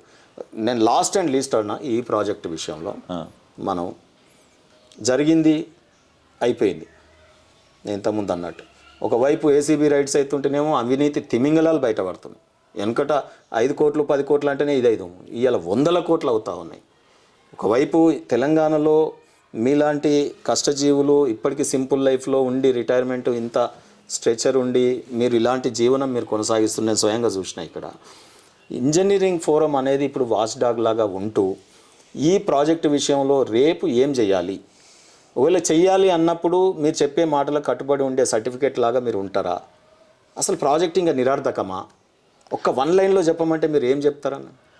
ప్రాజెక్ట్ ఏది కూడా నిరర్ధకం కాదండి, దాన్ని యూటిలైజేషన్ చేసే విధానంలోనే దానికి అది ఉంటుంది. అయితే ఇప్పుడు ఇంకొకటి కూడా ప్రజలలో కానీ ఎవరే కానీ మెయిన్ స్టెమ్ తయారైంది అంటే రిజర్వాయర్లు, పంపింగ్ స్టేషన్లు, టన్నెల్స్, దాని తర్వాత దానికి సంబంధించినటువంటి కెనాల్. పంపింగ్లో కూడా మోటార్స్ లెవెల్ తక్కువ ఉంది, కన్నపల్లి పంప్ హౌస్ మునిగింది, మళ్ళీ మునిగే ఛాన్స్ ఉంది అంటున్నారు కదా, మళ్ళీ దాన్ని మీదికి లేపుతారా మరి? దానికి ప్రొటెక్షన్గా చేసుకుంటున్నారు ప్రొటెక్షన్ వాల్. ఇప్పుడు దానికి సంబంధించి ప్లస్ సుందిల్లా వాటి అన్నిటి కూడా మేజర్ మిస్టేకే కదా అది. ఆ విధంగా అంటే ఎంత ఫ్లడ్ అనేది మనకు ఇన్ని సంవత్సరాలు రాలేదు ఒక రిమార్కే కదన్నా. ఇప్పుడు మీరు ఇంజనీరింగ్ లో అది మునుగడం అనేది హైదరాబాద్ ఆఫీసులని, ఈ రాష్ట్రంలో ఇంత ఇంజనీర్లని మేము ఉన్నామని మీరు అందరు ఉన్నప్పుడు ఉండగా ఇటువంటి ఇంజనీరింగ్ తప్పిదమా, పొలిటీషియన్ తప్పిదమా? అంటే ఇప్పుడు అది క్లియర్ కట్గా పెంటారెడ్డి గారు చెప్పిన దాని ప్రకారంగా ఇక్కడ పెడితే మునుగుతుంది అని ఆయన చెప్పినాక కూడా ఆయన adviser to lifts government of Telangana అటువంటి వారి అడ్వైజ్ని పాటించలేదు అన్నప్పుడే దాని తప్పులు అనేది బయటపడాలి. అయితే మా దృష్టికి రాలేదు అది, ఏది ఆయన చెప్పినట్టుగా మా దృష్టికి రాలేదు అసలు. మా అసోసియేషన్ గవర్నమెంట్ అయినా మరి మీ సంఘాన్ని వాచ్ డాగ్ లాగా అక్కడ పంపించి ఓ సర్వే చేసి ఓ రిపోర్ట్ ఇవ్వమనొచ్చు కదా. ఎందుకు మీ సర్వీసెస్ ఈ గవర్నమెంట్ ఇంకా ఈ గవర్నమెంట్తోని ఈ సంఘం దేనికి అంటే ఇప్పుడు నేను ఎందుకు వచ్చిన అంటే ఇంజనీర్లు కాని వాళ్ళందరూ వచ్చి మీడియాలలో మాట్లాడుతుంటే ఒకసారి శ్యామన్న దగ్గర పోయి మాట్లాడదాం అసలు ఈ సంగతి. ఒకవేళ ఈ కాళేశ్వరంని కొనసాగొచ్చు అంటే సరే, బాంబు వేల్చిరా ఇది వేల్చిరా అవన్నీ చూసుకుంటాయి ఆ వ్యవస్థలు. నేనేమంటున్నా అంటే ఇక ముందు ఈ ప్రాజెక్టు మనము రిపేర్ చేసి చాలు చేయొచ్చా? చాలు చేస్తే దానికి సర్టిఫికేటు మీరేమైనా ఇవ్వగలుగుతారా? అసలు ఏంది దాని పరిస్థితి? అయితే ఒకటి మిగతా లిఫ్ట్ స్కీములకు కాళేశ్వరానికి ఇట్ ఈజ్ యూనిక్ ప్రాజెక్ట్. ఎట్లా అంటే ఎక్కడే కానీ లిఫ్ట్ స్కీమ్ ఉన్నట్టయితే సోర్స్ ఒకటే ఉంటుంది. ఓకే, రిజర్వాయర్ నుంచి ఓ లిఫ్ట్ 1, 2, 3, 4, 5 ఇప్పుడు మన పాలమూరు రంగారెడ్డి ఉన్నది 5 లిఫ్ట్లు ఉన్నాయి మొత్తం. దానికి 5 లిఫ్ట్లు అంటే ఒకటే సోర్సు శ్రీశైలం నుంచి. అవును, ఇంకా వేరే దగ్గర నుంచి వచ్చి నీళ్ళు కలవు. ఇంకొక మాట ఎందుకు చెప్పట్లేదన్న, వర్షాకాలంలో నార్మల్ రెయిన్ఫాల్ ఉన్నప్పుడు ఇది అవసరం లేదు ఈ ప్రాజెక్ట్. ఓన్లీ మనకు ఎప్పుడైనా డ్రౌట్ ఏరియా వచ్చినప్పుడే వస్తుంది. అది 14 ఏళ్ళు ఒక్కొక్కసారి ఈ ప్రాజెక్ట్ ఉపయోగపడుతుంది. దానికి మనం 1,00,000 కోట్లు ఖర్చు పెడుతున్నాం అనే విషయం ఎవరన్నా చెప్తున్నారా? మేము చాలాసార్లు చెప్పాము. మాకు ఏ ఇంటర్వ్యూలలో కానీ తర్వాత స్టేట్మెంట్లు కానీ మేము ఇవ్వడం జరిగింది. అయితే దీనికి 3 సోర్సుల నుంచి వాటర్ వస్తుంది అన్నట్టు. దీనికి మొట్టమొదలు దీనికి వచ్చేది వాటరు మీది నుంచి అయినట్టయితే ఎల్లంపల్లికి వస్తుంది. ఎల్లంపల్లికి ఎక్కడి నుంచి వస్తుంది? కడెం నుంచి కానీ, స్వర్ణ ప్రాజెక్ట్ నుంచి కానీ, తర్వాత ఎస్ఆర్ఎస్పి నుంచి ఒకవేళ నిండినట్టయితే ఆ సర్ప్లస్ వస్తుంది, దాంతో ఎల్లంపల్లి నిండుతుంది. అట్లా కాకుండా ఇంకా ఎక్కువ నీళ్ళు వచ్చినాయి అనుకోండి, అప్పుడు మనకు మిడ్ మానేర్కి డైరెక్ట్గా మన ఎస్ఆర్ఎస్పి నుంచి వస్తుంది. అప్పుడు అక్కడి నుంచి వచ్చినప్పుడు ఆ నుంచి అటే మనము నీళ్ళు తీసుకుంటాం. ఇక్కడి నుంచి అవసరం లేదు, ఇవి ఎల్లంపల్లి నుంచి కానీ మేడిగడ్డ నుంచి అవసరం లేదు. అయితే అంటే అంటే మిడిమానేర్ నుంచి ఒక సోర్సు, శ్రీశైలం మన డైరెక్ట్గా ఎస్ఆర్ఎస్పి నుంచి ఫ్లడ్ ఫ్లో కెనాల్ ద్వారా, తర్వాత శ్రీశైలం డైరెక్ట్గా మన ఎస్ఆర్ఎస్పి నుంచి ఎల్లంపల్లికి ఒక సోర్సు, తర్వాత మనది లాస్ట్ సోర్సు మన ప్రాణహిత నుంచి మన మేడిగడ్డకు. ప్రాణహిత మేడిగడ్డ అనేది దానికి ఎప్పుడే కానీ నీళ్ళు ఉంటాయి. ఈ 2 కనుక ఫెయిల్ అయితే అది ఉంటుంది అక్కడ రాజు. ఇది నేను దేంతో పోల్చానంటే, సపోజ్ ఇక్కడ మన ఏరియాలో లా అండ్ ఆర్డర్ మెయింటైన్ చేయాలి. లా అండ్ ఆర్డర్ మెయింటైన్ చేయాలంటే అంత ప్రశాంతంగా ఉన్నట్టయితే ఈ లొట్టతో కట్టెబట్టుకున్న వీళ్ళతోనే సరిపోతుంది. ప్రశాంతం లేనప్పుడు వీళ్ళు ఉన్నట్టు వీళ్ళని చూస్తే ఓకే అయిపోతుంది. అంటే అది మన యొక్క మిడ్ మానేర్ నుంచి తీసుకున్నట్టు లెక్క అనమాట. ఓకే, అది చాలా ఇప్పటికీ వ్యవసాయం ఏం కుంటుపడట్లేదు. ప్రాజెక్ట్ ఇట్లా అయినా మనం మిడ్ మానేర్ నుంచి మనకు ఆ ఫ్లడ్ ఫ్లో కెనాల్ ద్వారా వచ్చే నీళ్లు కానీ అవన్నీ వస్తున్నాయి. దానికి ఓన్గానే 25 TMCల కెపాసిటీ రిజర్వాయర్ కదా అది కనుక అది కనుక ఫ్లడ్ కనుక వచ్చినట్టే మీద నుంచి సింగిల్ లైన్ అయితే నెక్స్ట్ ఒకవేళ తక్కువ మనకు షార్ట్ ఫాల్ ఉన్నట్టయితే ఎల్లంపల్లి నుంచి తీసుకుంటాం. ఈ 2 కాకపోతే ఇది పోలీసు, అది సిఆర్పిఏ, కిందిది ఆర్మీ అనమాట. ఆర్మీ ఎప్పుడు వస్తుంది? ఇంకా చాలా భయంకరమైనటువంటి వాతావరణం ఉన్నప్పుడు ఆర్మీ దించి మనం కూల్ చేస్తాం.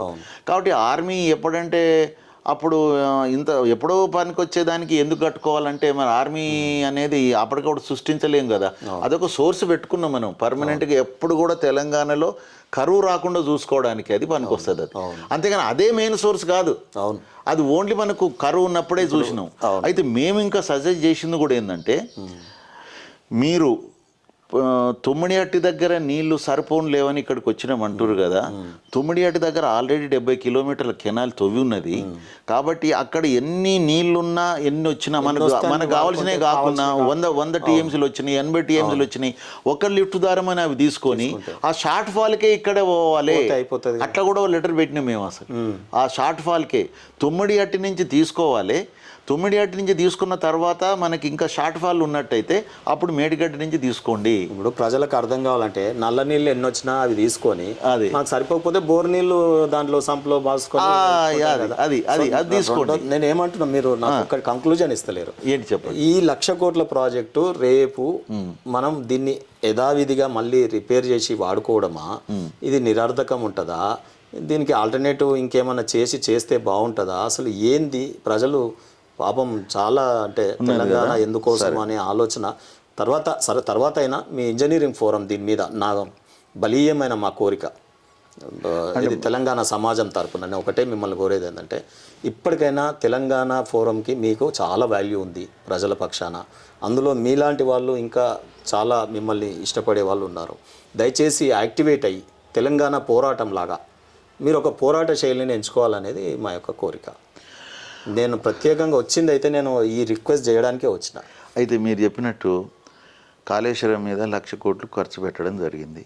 సరే, ఏదైనా ఇన్ఫ్రాస్ట్రక్చర్ అయితే క్రియేట్ చేయడం జరిగింది, రిజర్వాయర్లు పెట్టడం జరిగింది.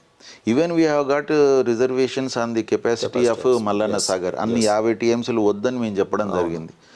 చాలామంది అసలు ఈవెన్ సెక్రటరీ జోషి గారు కూడా మాతో అన్నప్పుడు 10 టీఎంసీలు సరిపోవా 20 టీఎంసీలు సరిపోవా అన్నప్పుడు ఆయన మమ్మల్ని ఏకీభవించిండు. కానీ ఇక పెద్ద ఆయనకు 50 ఉండాల్సిందే ఉండాలని వారు పట్టుబట్టిండు. కాబట్టి మేము మేము ఒకసారి కోదండరామ్ గారి దగ్గర ఏదో వచ్చినప్పుడు it is a debatable item, I'm not sticking on to 50. మేము కూడా దానికి మేము ప్రతి దగ్గర మీ ఆలోచనలు చెప్పినాం, మేము విభేదించారు వారు చెప్పడం. అయితే ఇక దానికి మేము చెప్పినవి ఏంటంటే, ఒక లిఫ్ట్ స్కీమ్లో 7 లిఫ్ట్ల ద్వారా వచ్చిన వాటర్ని తీసుకొచ్చి మనం ఇంత పెద్ద రిజర్వాయర్ చేయడం వలన అక్కడ ఎవాపరేషన్ లాసెస్ ఎంత అవుతుంది, అంత పెద్ద వాటర్ స్ప్రెడ్ ఏరియా చేయడంతో మనకు ఎవాపరేషన్ లాసెస్, పర్కులేషన్ లాసెస్ ఇవన్నీ ఎక్కువ ఉంటాయి కదా. చాలా కాస్ట్లీ వాటర్ని మనం తీసుకొచ్చేసి ఉత్తగా ఒక 30% వాటర్ని ఉత్తగానే మనము పంపించడం అంటే ఎంత పవర్ వేస్ట్ అవుతుంది. లిఫ్ట్ స్కీములలో లిఫ్ట్ స్కీములలో రిజర్వాయర్ల కెపాసిటీలు తక్కువనే ఉండాలన్నట్టు. మనకు ఒక పర్ఫెక్ట్గా మనకు అక్కడ వాటర్ ప్రాబ్లం లేదనుకున్నప్పుడు ఇది గోదావరి లాంటి రివర్ మీద, కృష్ణ మీద ఉన్నట్టయితే ఎప్పుడు నీళ్ళు వస్తాయో లేవో కాబట్టి ఉంటాను. ఇక్కడ దీనికి ఇంత అవసరం లేదు అని మేము చెప్పడం జరిగింది.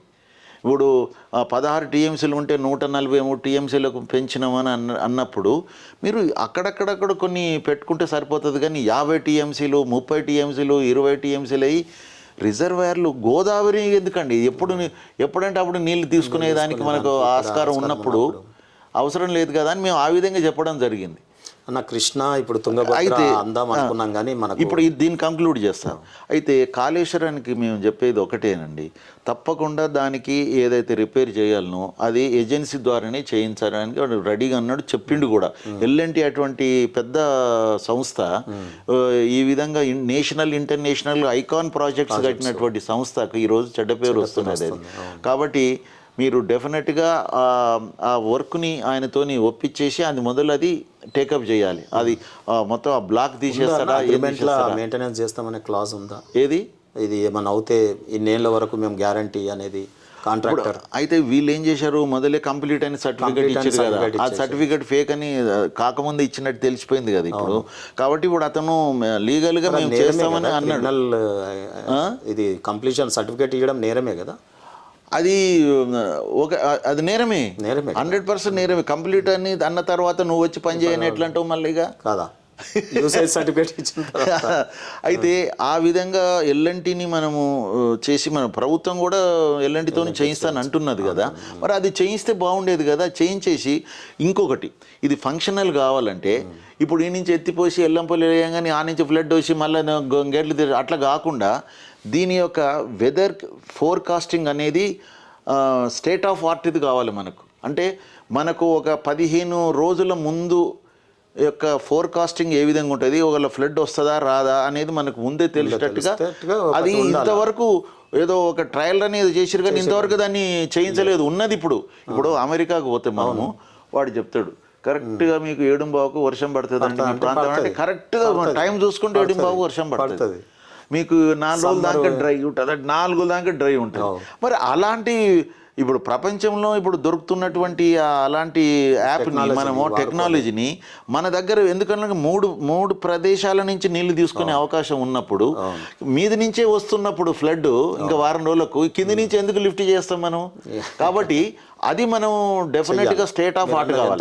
తర్వాత చూడండి ఫోర్కాస్ట్ ని కనుక మదిస్తే మనము ఎంతో కొంత ఆప్తంగా తప్పకుండా అది కొంతవరకు కొంత జరిగిన తర్వాత ఎందుకో వదిలేసినట్టు ఇప్పుడు ఏం లేదంటారు. ఇప్పుడు ఎంత ఘోరమైందంటే ఆ 10 ఏళ్ళు ఆయన హయాంలో ఒకసారి నిండిపోయి వదిలేయాల్సి వచ్చినప్పుడన్నా వాళ్ళు అది చేసిండ్రు.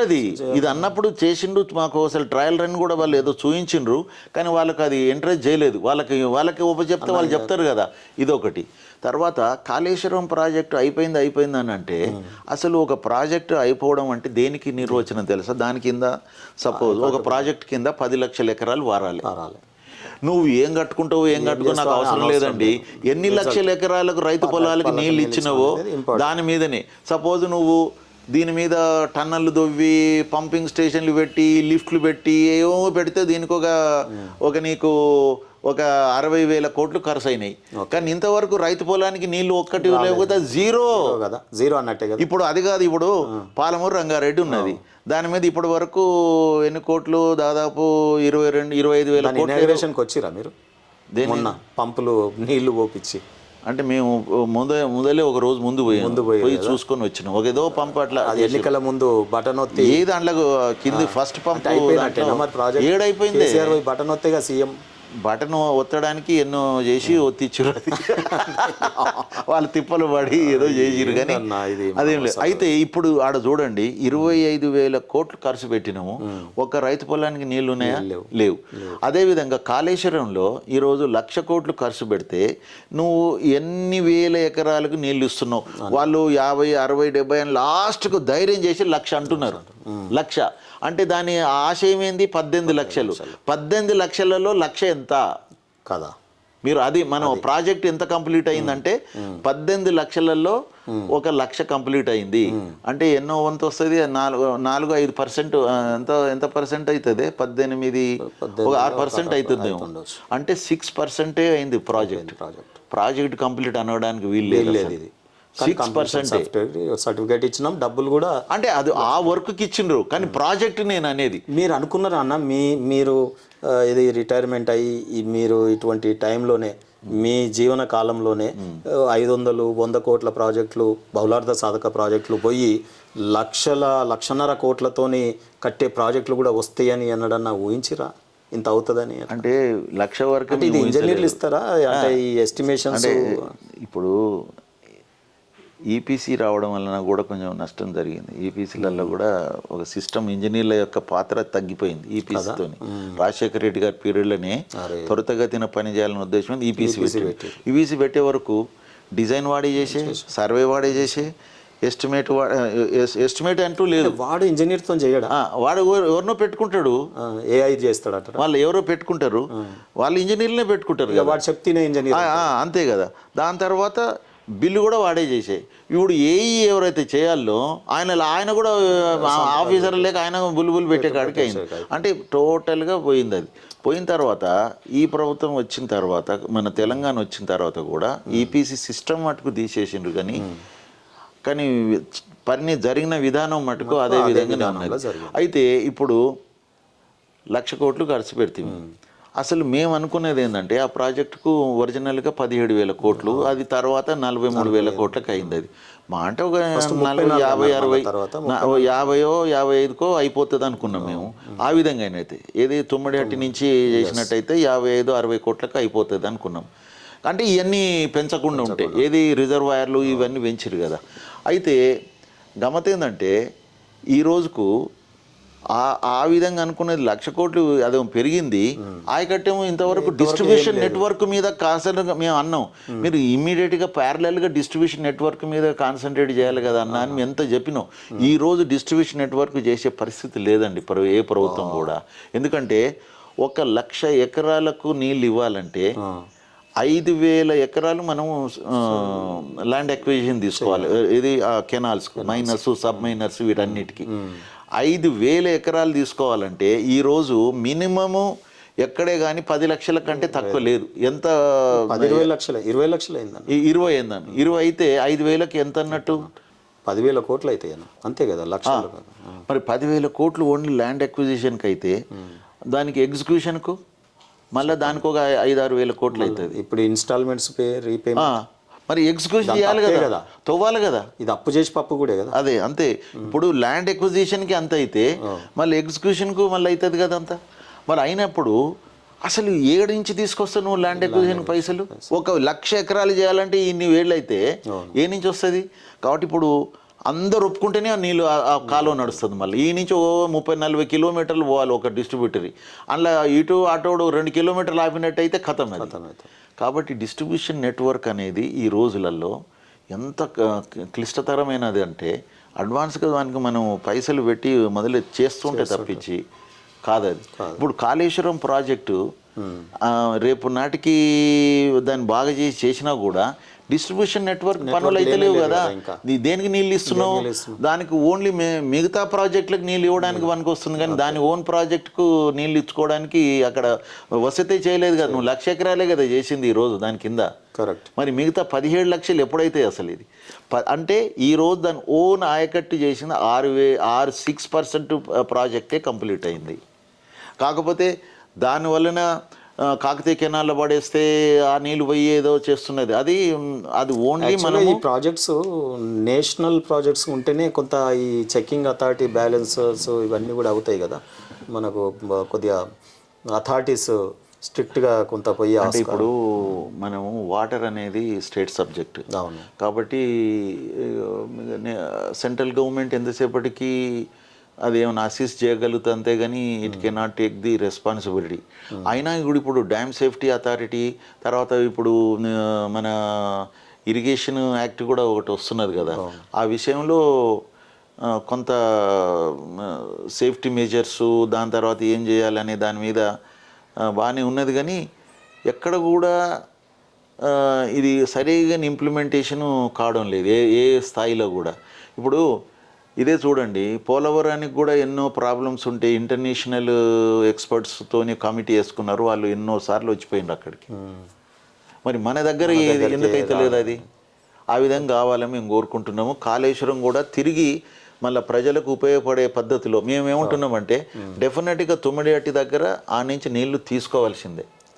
తీసుకున్నట్టయితే మనకి గవర్నమెంట్ కూడా కన్స్ట్రక్ట్ చేయమని తీసుకోవాలి. తీసుకొని ఎట్లైనా కన్విన్స్ చేసి 150కి వాళ్ళు కొంత కన్సిడర్ చేస్తారు అన్నట్టుగా ఏదో వచ్చింది పేపర్లో. మరి ఆ రోజు అడగలేదా 150కి? నాకు తెలియదు. మరి అది అంటే మనోళ్ళు కూడా ఏం చేయాలి, ఇక్కడ Indian cabinet minister Kishan Reddy గారు, బండి సంజయ్ గారు ఉన్నారు కదా, వీళ్ళ సర్వీసెస్ యూజ్ చేసుకోవాలనే కోరిక కూడా పుట్టదు ఎందుకు ఈ ప్రాంతీయ పార్టీలో ఈ సీఎంలకు కానీ? కానీ అప్పుడు కేసీఆర్ పీరియడ్లో అప్పుడు వీళ్ళని తీసుకుపోవాలి కదా. వీళ్ళని కాకుండా గవర్నర్ ఎవరైతే ఉండిరో అదే విద్యాసాగర్ రావు గారిని, తర్వాత మన దత్తాత్రేయ గారిని సివిక్ వారికి సన్మానం చేసి కానీ అప్పుడే మనకు కావాల్సి ఉండే కనీసం 150. మిగతా పాలసీస్ లో అంటున్నా అప్పుడే కావాలి. ఇండియన్ రిప్రజెంటేషన్ క్యాబినెట్ మినిస్టర్ అంటే ఆషామాష్ కాదు కదా, ఇంత పెద్ద ప్రజాస్వామ్య దేశానికి. వాళ్ళ సర్వీసెస్ ని ఇక్కడ ఉన్న సీఎం అంటే ఏదో నామోషిగా నేనే గొప్ప, సీఎం అంటేనే గొప్పోడు అన్నట్టు ఫీల్ అవుతారు అసలు. అంటే వీళ్ళ అచీవ్మెంట్ వీళ్ళని వాడుకుంటే ఇప్పుడు మద్రాస్ పాలసీలో గవర్నమెంట్ ఏది ఉన్నా కానీ వీళ్ళ త్రూ ప్రాపర్ ఛానల్ పోతే ఏమైతే తప్పేమున్నది? ఇన్ ద ఇంట్రెస్ట్ ఆఫ్ కాబట్టి తెలంగాణ. సరే నేనేమంటే కాళేశ్వరానికి డెఫినెట్గా మళ్ళీ పూర్వ వైభవం రావాలంటే డెఫినెట్గా అందులో కొన్ని మార్పులు చేర్పులు చేయాలి. తొమ్మిడియాటి దగ్గర నుంచి కూడా తీసుకొని మనకు అక్కడ ఒక లిఫ్ట్ ద్వారా వచ్చే అవకాశం 150 కనుక ఆ ప్రభుత్వాన్ని ఒప్పించుకున్నట్టయితే ఆ 70 కిలోమీటర్ల కాలువని కూడా ఉపయోగించుకోవడం జరుగుతుంది. ఆ నుంచి మనకు ఎల్లంపల్లికి ఒక లిఫ్ట్ ద్వారా అక్కడికి వెళ్తుంది.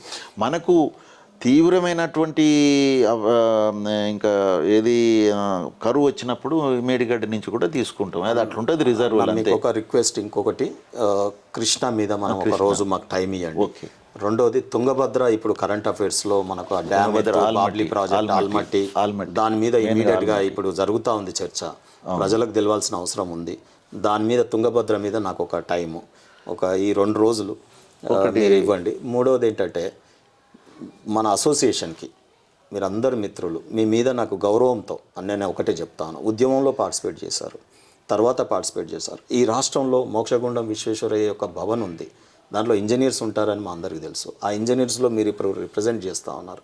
మీరు ఒక తెలంగాణకు వాచ్ డాగ్ లాగా జరిగింది, ఒక హంసలాగా మీ సంఘం, పాలకు పాలు నీళ్ళకు నీళ్ళు, మునిగిపోయిన తర్వాత కూడా మనం మాట్లాడుకోకపోతే, ప్రజాధనం దుర్వినియోగమైనాక కూడా మాట్లాడకపోతే, జీవితంలో మనం ఒక ప్రాంతం కోసం మనం ఇంత పోరాటం చేసినాం కాబట్టి Telangana different from all other states in India, ఇది దీర్ఘకాలిక పోరాటంతో సాధించుకున్న రాష్ట్రంలో సంఘం మీరు పవర్ఫుల్ అవ్వాలి పొలిటీషియన్స్ కంటే. ఏది ఇరిగేషన్ ప్రాజెక్ట్స్ మీద మిమ్మల్ని ఏం పాలిటిక్స్ మీద వాళ్ళు ఇన్వాల్వ్ అవుతా, వాళ్ళకు భయపడాల్సినటువంటి అవసరం లేదు. అందులో మన పాలిటిక్స్లో ఇన్వాల్వ్ అవుతలేము, ఆ పదవులు కూడా ఆశిస్తలేము. మేము కోరుకుంటున్నాం అంటే ఒక ఇరిగేషన్ శాఖ మంత్రి, తెలంగాణకు మొట్టమొదటి ఇరిగేషన్ శాఖ మంత్రి ఒక ఇంజనీర్ అవుతాడని అనుకున్నాం. కానీ ఇప్పుడు అయినోళ్ళు మరి మామ అల్లుడు అనే ఒక రిలేషన్తో అయినారా, చదువు చూసి అయినారా, వాళ్ళకున్న ఎక్స్పర్టీజ్ ఏమన్నా బిల్డర్సా, సివిల్లో ఏం అనుభవం ఉందో కానీ అయిపోయారు. ఒక విద్యాశాఖ మంత్రి ఒక విద్యను అవపోసన పట్టిన వాళ్ళు కావాలనుకుంటాం కొత్తగా తెలంగాణకి. ఎవరైనా అన్ని సబ్జెక్ట్స్ కావచ్చు కానీ కొంత మేరకు. సో ఒక న్యాయశాఖ మంత్రి ఒక లాయర్ అవుతే బాగుంటుందని కోరుకుంటాం. సరే అది జరగలేదు, అంటే లాంగ్ టెన్యూర్ దశాబ్ద కాలంలో కూడా జరగలేదు. అటువంటప్పుడు మీరు కొంత అలర్ట్ అయ్యి ప్రజలకి మేమున్నాము, వ్యవస్థ ఏమన్నా తప్పు చేస్తే ఖబర్దార్ అని మీరు ఒక లాఠీ పట్టుకున్నట్టుగా కనిపిస్తే బాగుంటుంది ప్రజలకు అంటే కోరుకుంటున్నా. అది అంటే ఈ మధ్యలో మేము ఒకటి గట్టిగా మేము వాదించి చేసి ఎంబడి ప్రజల ర్యాలీ అట్లా ఇది పోలవరం టు బనకచెర్ల మీద మేము చాలా సీరియస్గా చెప్పడం జరిగింది. ఆ సబ్జెక్ట్ నాకు మీరు చెప్పినాక చాలా నేను అనవసరంగా దాన్ని మనం వ్యతిరేకించడం కంటే మనం కొన్ని కండిషన్లు పెట్టినట్టయితే తెలంగాణ కూడా ఉపయోగపడుతుంది అని చెప్పేసి మేము అది ఒకటి ఖచ్చితంగా చెప్పినాం. దాని తర్వాత ఇప్పుడు ఏదైతే మన ఇది మనకు అది గోదావరి నీళ్ళు కావేరికి పోవాలనే దాని మీద, ఇది ఎక్కడి నుంచి తీసుకుపోవాలి అనే దాని మీద ఒకటి చర్చ వచ్చింది. అది ఏదైతే వాళ్ళు ప్రపోజ్ చేసిందో అది అక్రాస్ ది తెలంగాణలో 350 కిలోమీటర్లు 2 TMCలు నీళ్ళు పోతే దాదాపు 1,00,000 ఎకరాల మన భూమి మొత్తం నాశనం అవుతుంది. అది మటుకు మనం ఒప్పుకునేది లేదు అని చెప్పడం జరిగింది. వాళ్ళకి కన్విన్స్ చేస్తే ఇనే అవకాశం కూడా ఉంది, వాళ్ళ బడ్జెట్ తగ్గుతుంది, మనం ఇక్కడ అదే ఈ నుంచి తీసుకున్నట్టయితే బాగుంటుంది అని కూడా చెప్పినాం. దానికి ఏ నుంచి ఆ నుంచే మనం పోలవరం నుంచి తీసుకొని ఆ నుంచి మనం కృష్ణని వాడుకొని మన నాగార్జున సాగర్ శ్రీశైలంలో నింపుకోవచ్చు అనేది కూడా ప్రభుత్వాలు మారినప్పుడు. అంటే ఇప్పుడు అక్కడ జగన్ పోయి ఎన్డీఏ వచ్చింది కదా, అవును, తర్వాత ఇక్కడ బీఆర్ఎస్ పోయి కాంగ్రెస్ వచ్చింది. అంటే ప్రభుత్వాలు మారినప్పుడు ఈ రాజకీయ పార్టీలు ఈ ప్రాజెక్టులు కూడా మారిపోతాయా? కానీ ఎందుకు అది అయితే ఒకటి ఆంధ్రలో మారకపోగా ఆ ప్రభుత్వం చేసిన దాన్ని ఇంకా గట్టిగా చేస్తారు. జగన్ ఏదైతే ప్రపోజ్ చేసిండో మనతో చర్చలు చేసేసి లాస్ట్కి ఆయన ఒకటి ప్రకటించుకున్నాడు, పోలవరం నుంచి బనకచెర్లకు తీసుకుపోతున్నా అన్నాడు. మనం బంద్ అయిపోయింది మన ఇక టాక్స్. మరి చంద్రబాబు నాయుడు వచ్చి అదే అంటున్నాడు కదా, ఇప్పుడు ఆయన దాన్ని ఇంకా గట్టిగా చేసి ఈయన అంటున్నాడు. ఇంకా ఇప్పుడు ఆయన రేవంత్ రెడ్డి కూర్చుంటే మీ ప్రపోజల్ బాగుంది కదా, వాళ్ళకి నష్టం లేదు. అది మేము అది చెప్పినాం, 2 రాష్ట్రాల ముఖ్యమంత్రులు కూర్చుంటే ఇది తేలిపోతుంది. ఇది ఇద్దరికి ఉభయతారకంగా ఉంటుంది. కృష్ణాను వాడుకొని నాగార్జున సాగర్లో మనము రివర్స్ టర్బైన్స్ ద్వారా మనం నింపుకోవచ్చు, అదేవిధంగా శ్రీశైలం నింపుకోవచ్చు. ఈ రెండు ప్రాజెక్టులు కూడా కామన్గా ఉన్నటువంటి ప్రాజెక్ట్స్ కాబట్టి అని కూడా చెప్పడం జరిగింది. వచ్చే ముందు ఇప్పుడు ఒక చిన్న వీడియో ఇదైంది. యాక్చువల్గా నేను మన ఏది తుంగభద్ర మీద మనం మాట్లాడదాం అనుకున్నాం. ఈరోజు ఉన్నటువంటి ప్రస్తుత ఇది కదా ఆల్మట్టి దాని మీద వన్ లైన్ చెప్పాలంటే ఏం చెప్తారన్నా? ఆల్మట్టి గురించి మాట్లాడాలంటే దానికి ఆల్రెడీ బ్రిజేష్ ట్రిబ్యునల్లో దానికి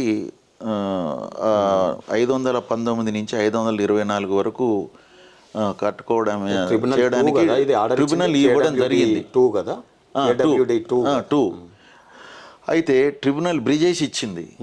బ్రిజేష్ ఇచ్చిన తర్వాత అది ఇప్పుడు మనము సమైక్య రాష్ట్రంలో మనం సుప్రీంకోర్టులో ఎస్ఎల్పి వేసి దాన్ని గజెట్ పబ్లికేషన్ కాకుండా ఇంప్లిమెంట్ కాకుండా చూస్తున్నాం. అయితే ఇప్పుడు నేను చెప్పేది ఒకటే, ఇమ్మీడియట్గా దాన్ని ఒక ఫాస్ట్ ట్రాక్లో పెట్టేసేసి ఆ సుప్రీంకోర్టులో ఉన్న కేసుని మనము తేల్చుకోవాలి. తేల్చుకున్న తర్వాత ఇమ్మీడియట్గా బ్రిజేష్ ట్రిబ్యునల్ ఏం చెప్పిందంటే దీనికి Krishna river water distribution implementation board ని మీరు ఖాయం చేయాలి. ఎందుకంటే అది ఏదైతే ఎక్స్ట్రా వాటర్ పెట్టుకున్నదో దానికి కొన్ని లిమిటేషన్స్ ఉన్నాయి.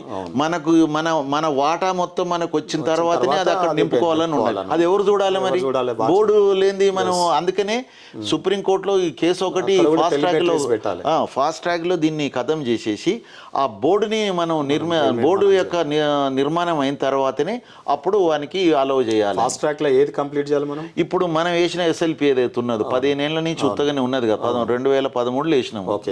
అయితే అది ఇంతవరకు ఓన్లీ గజెట్ పబ్లికేషన్ కాకుండా ఆపగలిగినాం. ఇంప్లిమెంటేషన్ లేదు. ఇప్పుడు అక్కడ ఏం జరుగుతుంది అనేది. అయితే ఇప్పుడు వాళ్ళు ఏం చేస్తున్నారంటే మాకు అది అట్లున్నా కూడా 50%, సరే 100% కాదు, మాకు ఏదైతే ఎక్స్ట్రా వస్తుందో బ్రిజేష్ ప్రకారంగా అందులో ఒక 50% మాకు వాడుకునేటట్టుగా మీరు పర్మిషన్ అయ్యిందని సుప్రీంకోర్టులో ఇప్పుడు కేసు వేసింది. వాళ్ళు మహారాష్ట్ర వేసింది, కర్ణాటక వేసింది.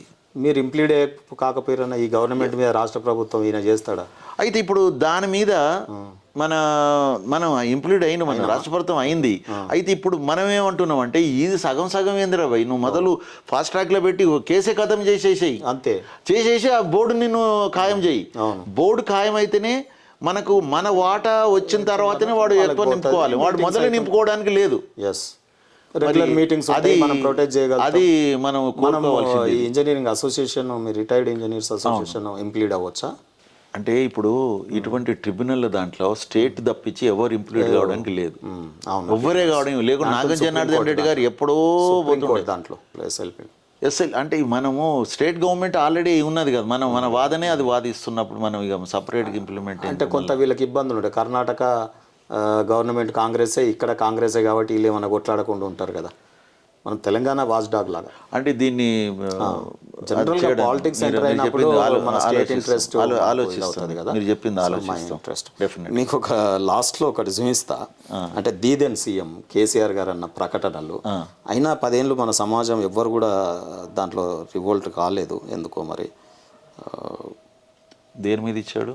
దీని మీద మన ఇది ఆంధ్రాకు పోయినప్పుడు, ఇది రోజా దగ్గరికి పోయినప్పుడు, రోజాకు పోయిన దగ్గరగా అవన్నీ విన్నారు కదా మీరు? విన్నారా? ఆ రోజుకి అది కరెక్ట్ స్టేట్మెంట్స్ అయినా?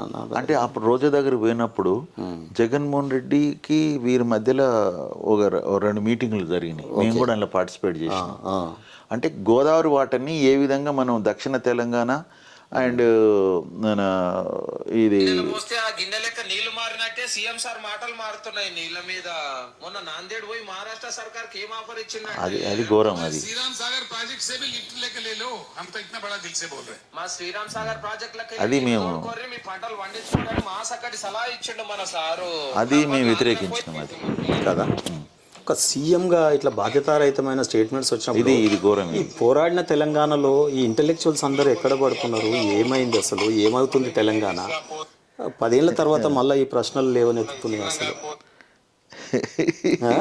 మొదలే బాబులితో అంటే డైరెక్ట్ గా ఇక బాబులి మన రిజర్వాయర్ నుంచి తీసుకుపో అని ఆయన కాడికి. అందుకే దయచేసి అన్న దాని మీ మీద ప్రజలకు హోప్స్ పెరుగుతూ ఉన్నాయి. మీకు తెలియదు, అది మీ బలం మీకు తెలియదు. మీరు తీసుకునే ప్రత్యక్ష పోరాటాలకి నాన్ పొలిటికల్ ఉంటాయి కాబట్టి తెలంగాణ ప్రజల మద్దతు దొరుకుతుంది. ఇంకొంత యాక్టివేట్ అయ్యి మీ జీవిత ఆశయాలు ఎన్నో ఉండుంటాయి, దాంట్లో తెలంగాణది కూడా చాలా ప్రముఖంగా ఉంది. కాబట్టి మీరు మాట్లాడుతున్నప్పుడల్లా మీ ఆవేదనలు నేను వింటుంటా మీ శిష్యుని. కాబట్టి జర దయచేసి తప్పకుండా దీని మీద ఇంజనీరింగ్ అసోసియేషన్ కొంత పోరాటం తప్పకుండా దక్షిణ ముఖ్యంగా నెక్స్ట్ మనం కృష్ణ మీద చాలా అవును కృష్ణలో జరిగింది ఏంటంటే దక్షిణ తెలంగాణ మీద ఉన్న ప్రాజెక్టుల మీద అసలు కాన్సన్ట్రేషన్ ఈ 10 సంవత్సరాల్లో ఏదో చేయాలనో చేయలేదు. ముఖ్యంగా పాలమూరు రంగారెడ్డి కానీ మెయిన్గా పాలమూరు రంగారెడ్డి డిండి అయితే దానికి ఎక్కడి నుంచి వాటర్ అనేది కూడా డిసైడ్ చేయలేదు 10 సంవత్సరాలు. ఈ నేల బిడ్డలుగా మనము దాన్ని కాబట్టి డెఫినెట్గా మేము దాని గురించి మాది ప్రియారిటీ అవే ఉన్నాయి. ఇప్పుడు కృష్ణ మీద మనం సపరేట్గా మనం మీరు కొంత క్యాబినెట్ మినిస్టర్స్ కిషన్ రెడ్డి గారు వీళ్ళని సంజయ్ గారితో కూడా మీరు చర్చలు చేసి కేంద్రం ద్వారా మనకు ఏమేమి కావాలనో ఆ విధానంగా కూడా పోరాడండి. రాష్ట్రం ప్రభుత్వమే అల్టిమేట్ కాకుండా అంతే. ఇప్పుడు మీరు అన్నట్టుగా ఆలోచనలో డిండి ప్రాజెక్ట్ ఏదైతే ఉందో డిండి లిఫ్ట్ స్కీమ్ అది ఏ ఏరియాకి నీళ్ళు ఇస్తున్నది, ఎక్కడైతే ఫ్లోరోసిస్తో బాధపడుతున్న వాళ్ళకు.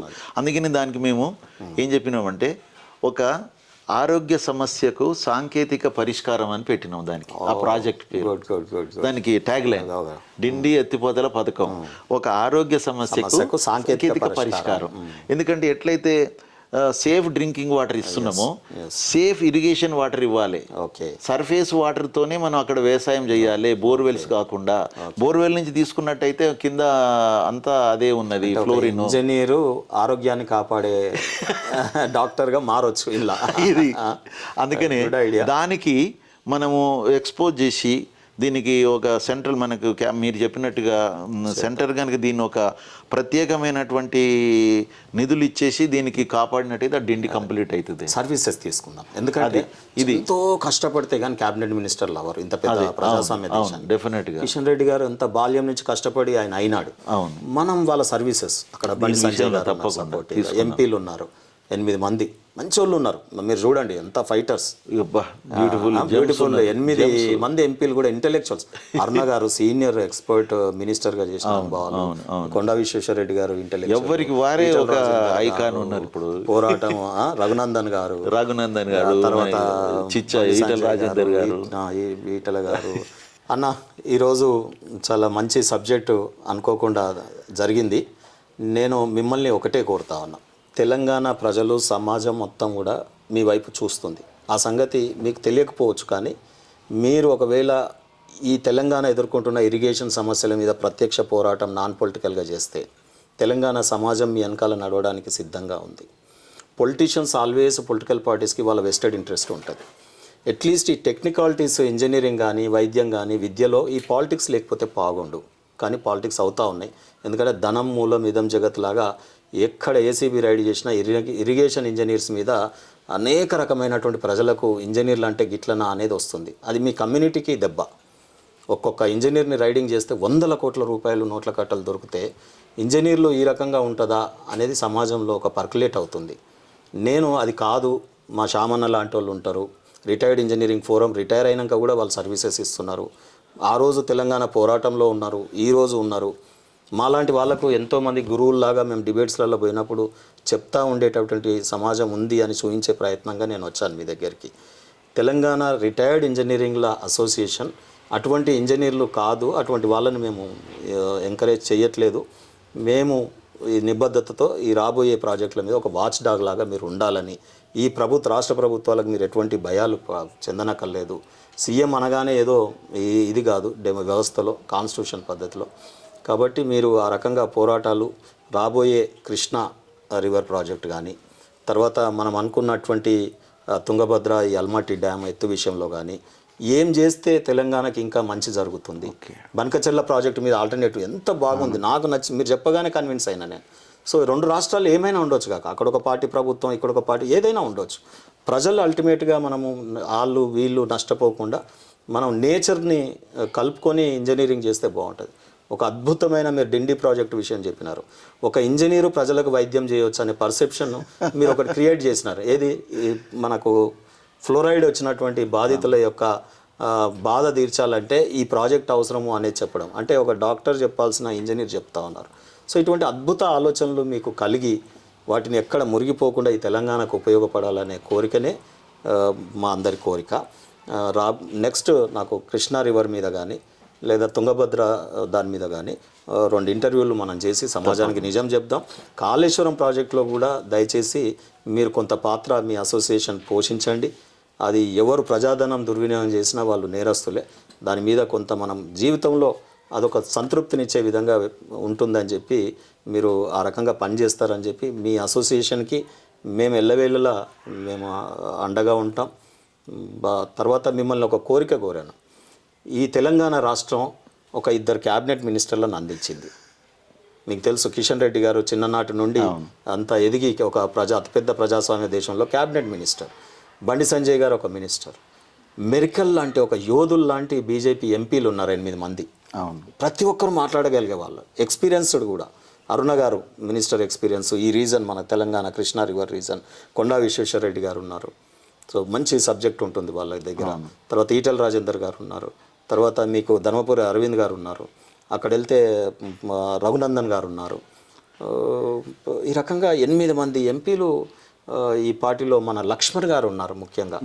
సో పార్టీని, సో వీళ్ళని మనం ఉపయోగించి తెలంగాణకి కేంద్రం ద్వారా ఏమేమి ఉంటాయో అవి ఇంజనీరింగ్, ఇరిగేషన్ సైడు మీరు ఒకసారి కూర్చొని చర్చలు జరిపి మనం అందరితో కలిసి పనిచేద్దాం. మంచిది. సో ఆ రకంగా చెయ్యాలని కోరుకుంటూ నాకు ఇంత చక్కటి అవకాశం ఇచ్చినందుకు మీకు ధన్యవాదాలు. మీరు అనుకోవచ్చు ఒక లీడరు ఈ సబ్జెక్ట్ ఏంటి అని అందరు అనుకుంటారు. ఒక లీడర్గా అన్ని సబ్జెక్ట్స్ సమూలంగా అవగాహన తెచ్చుకోవాలి కాబట్టి స్వామి కార్యం స్వకార్యం. నేను వచ్చి తెలుసుకున్నట్టు ఉంటుంది ఒక లీడర్గా, తర్వాత అందరి ప్రజలకు కూడా ఆ విషయాలు తెలియజేసినట్టు ఉంటుందని నేను ఒక వినూత్న ప్రయత్నం.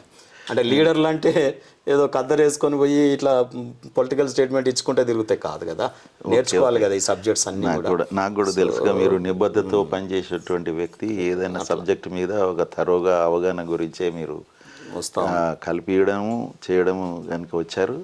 నా తరఫున మా తెలంగాణ విశ్రాంతి నీళ్ళ సంఘం తరఫున కూడా మీకు అభినందనలు, ధన్యవాదాలు. థ్యాంక్ యూ అన్న.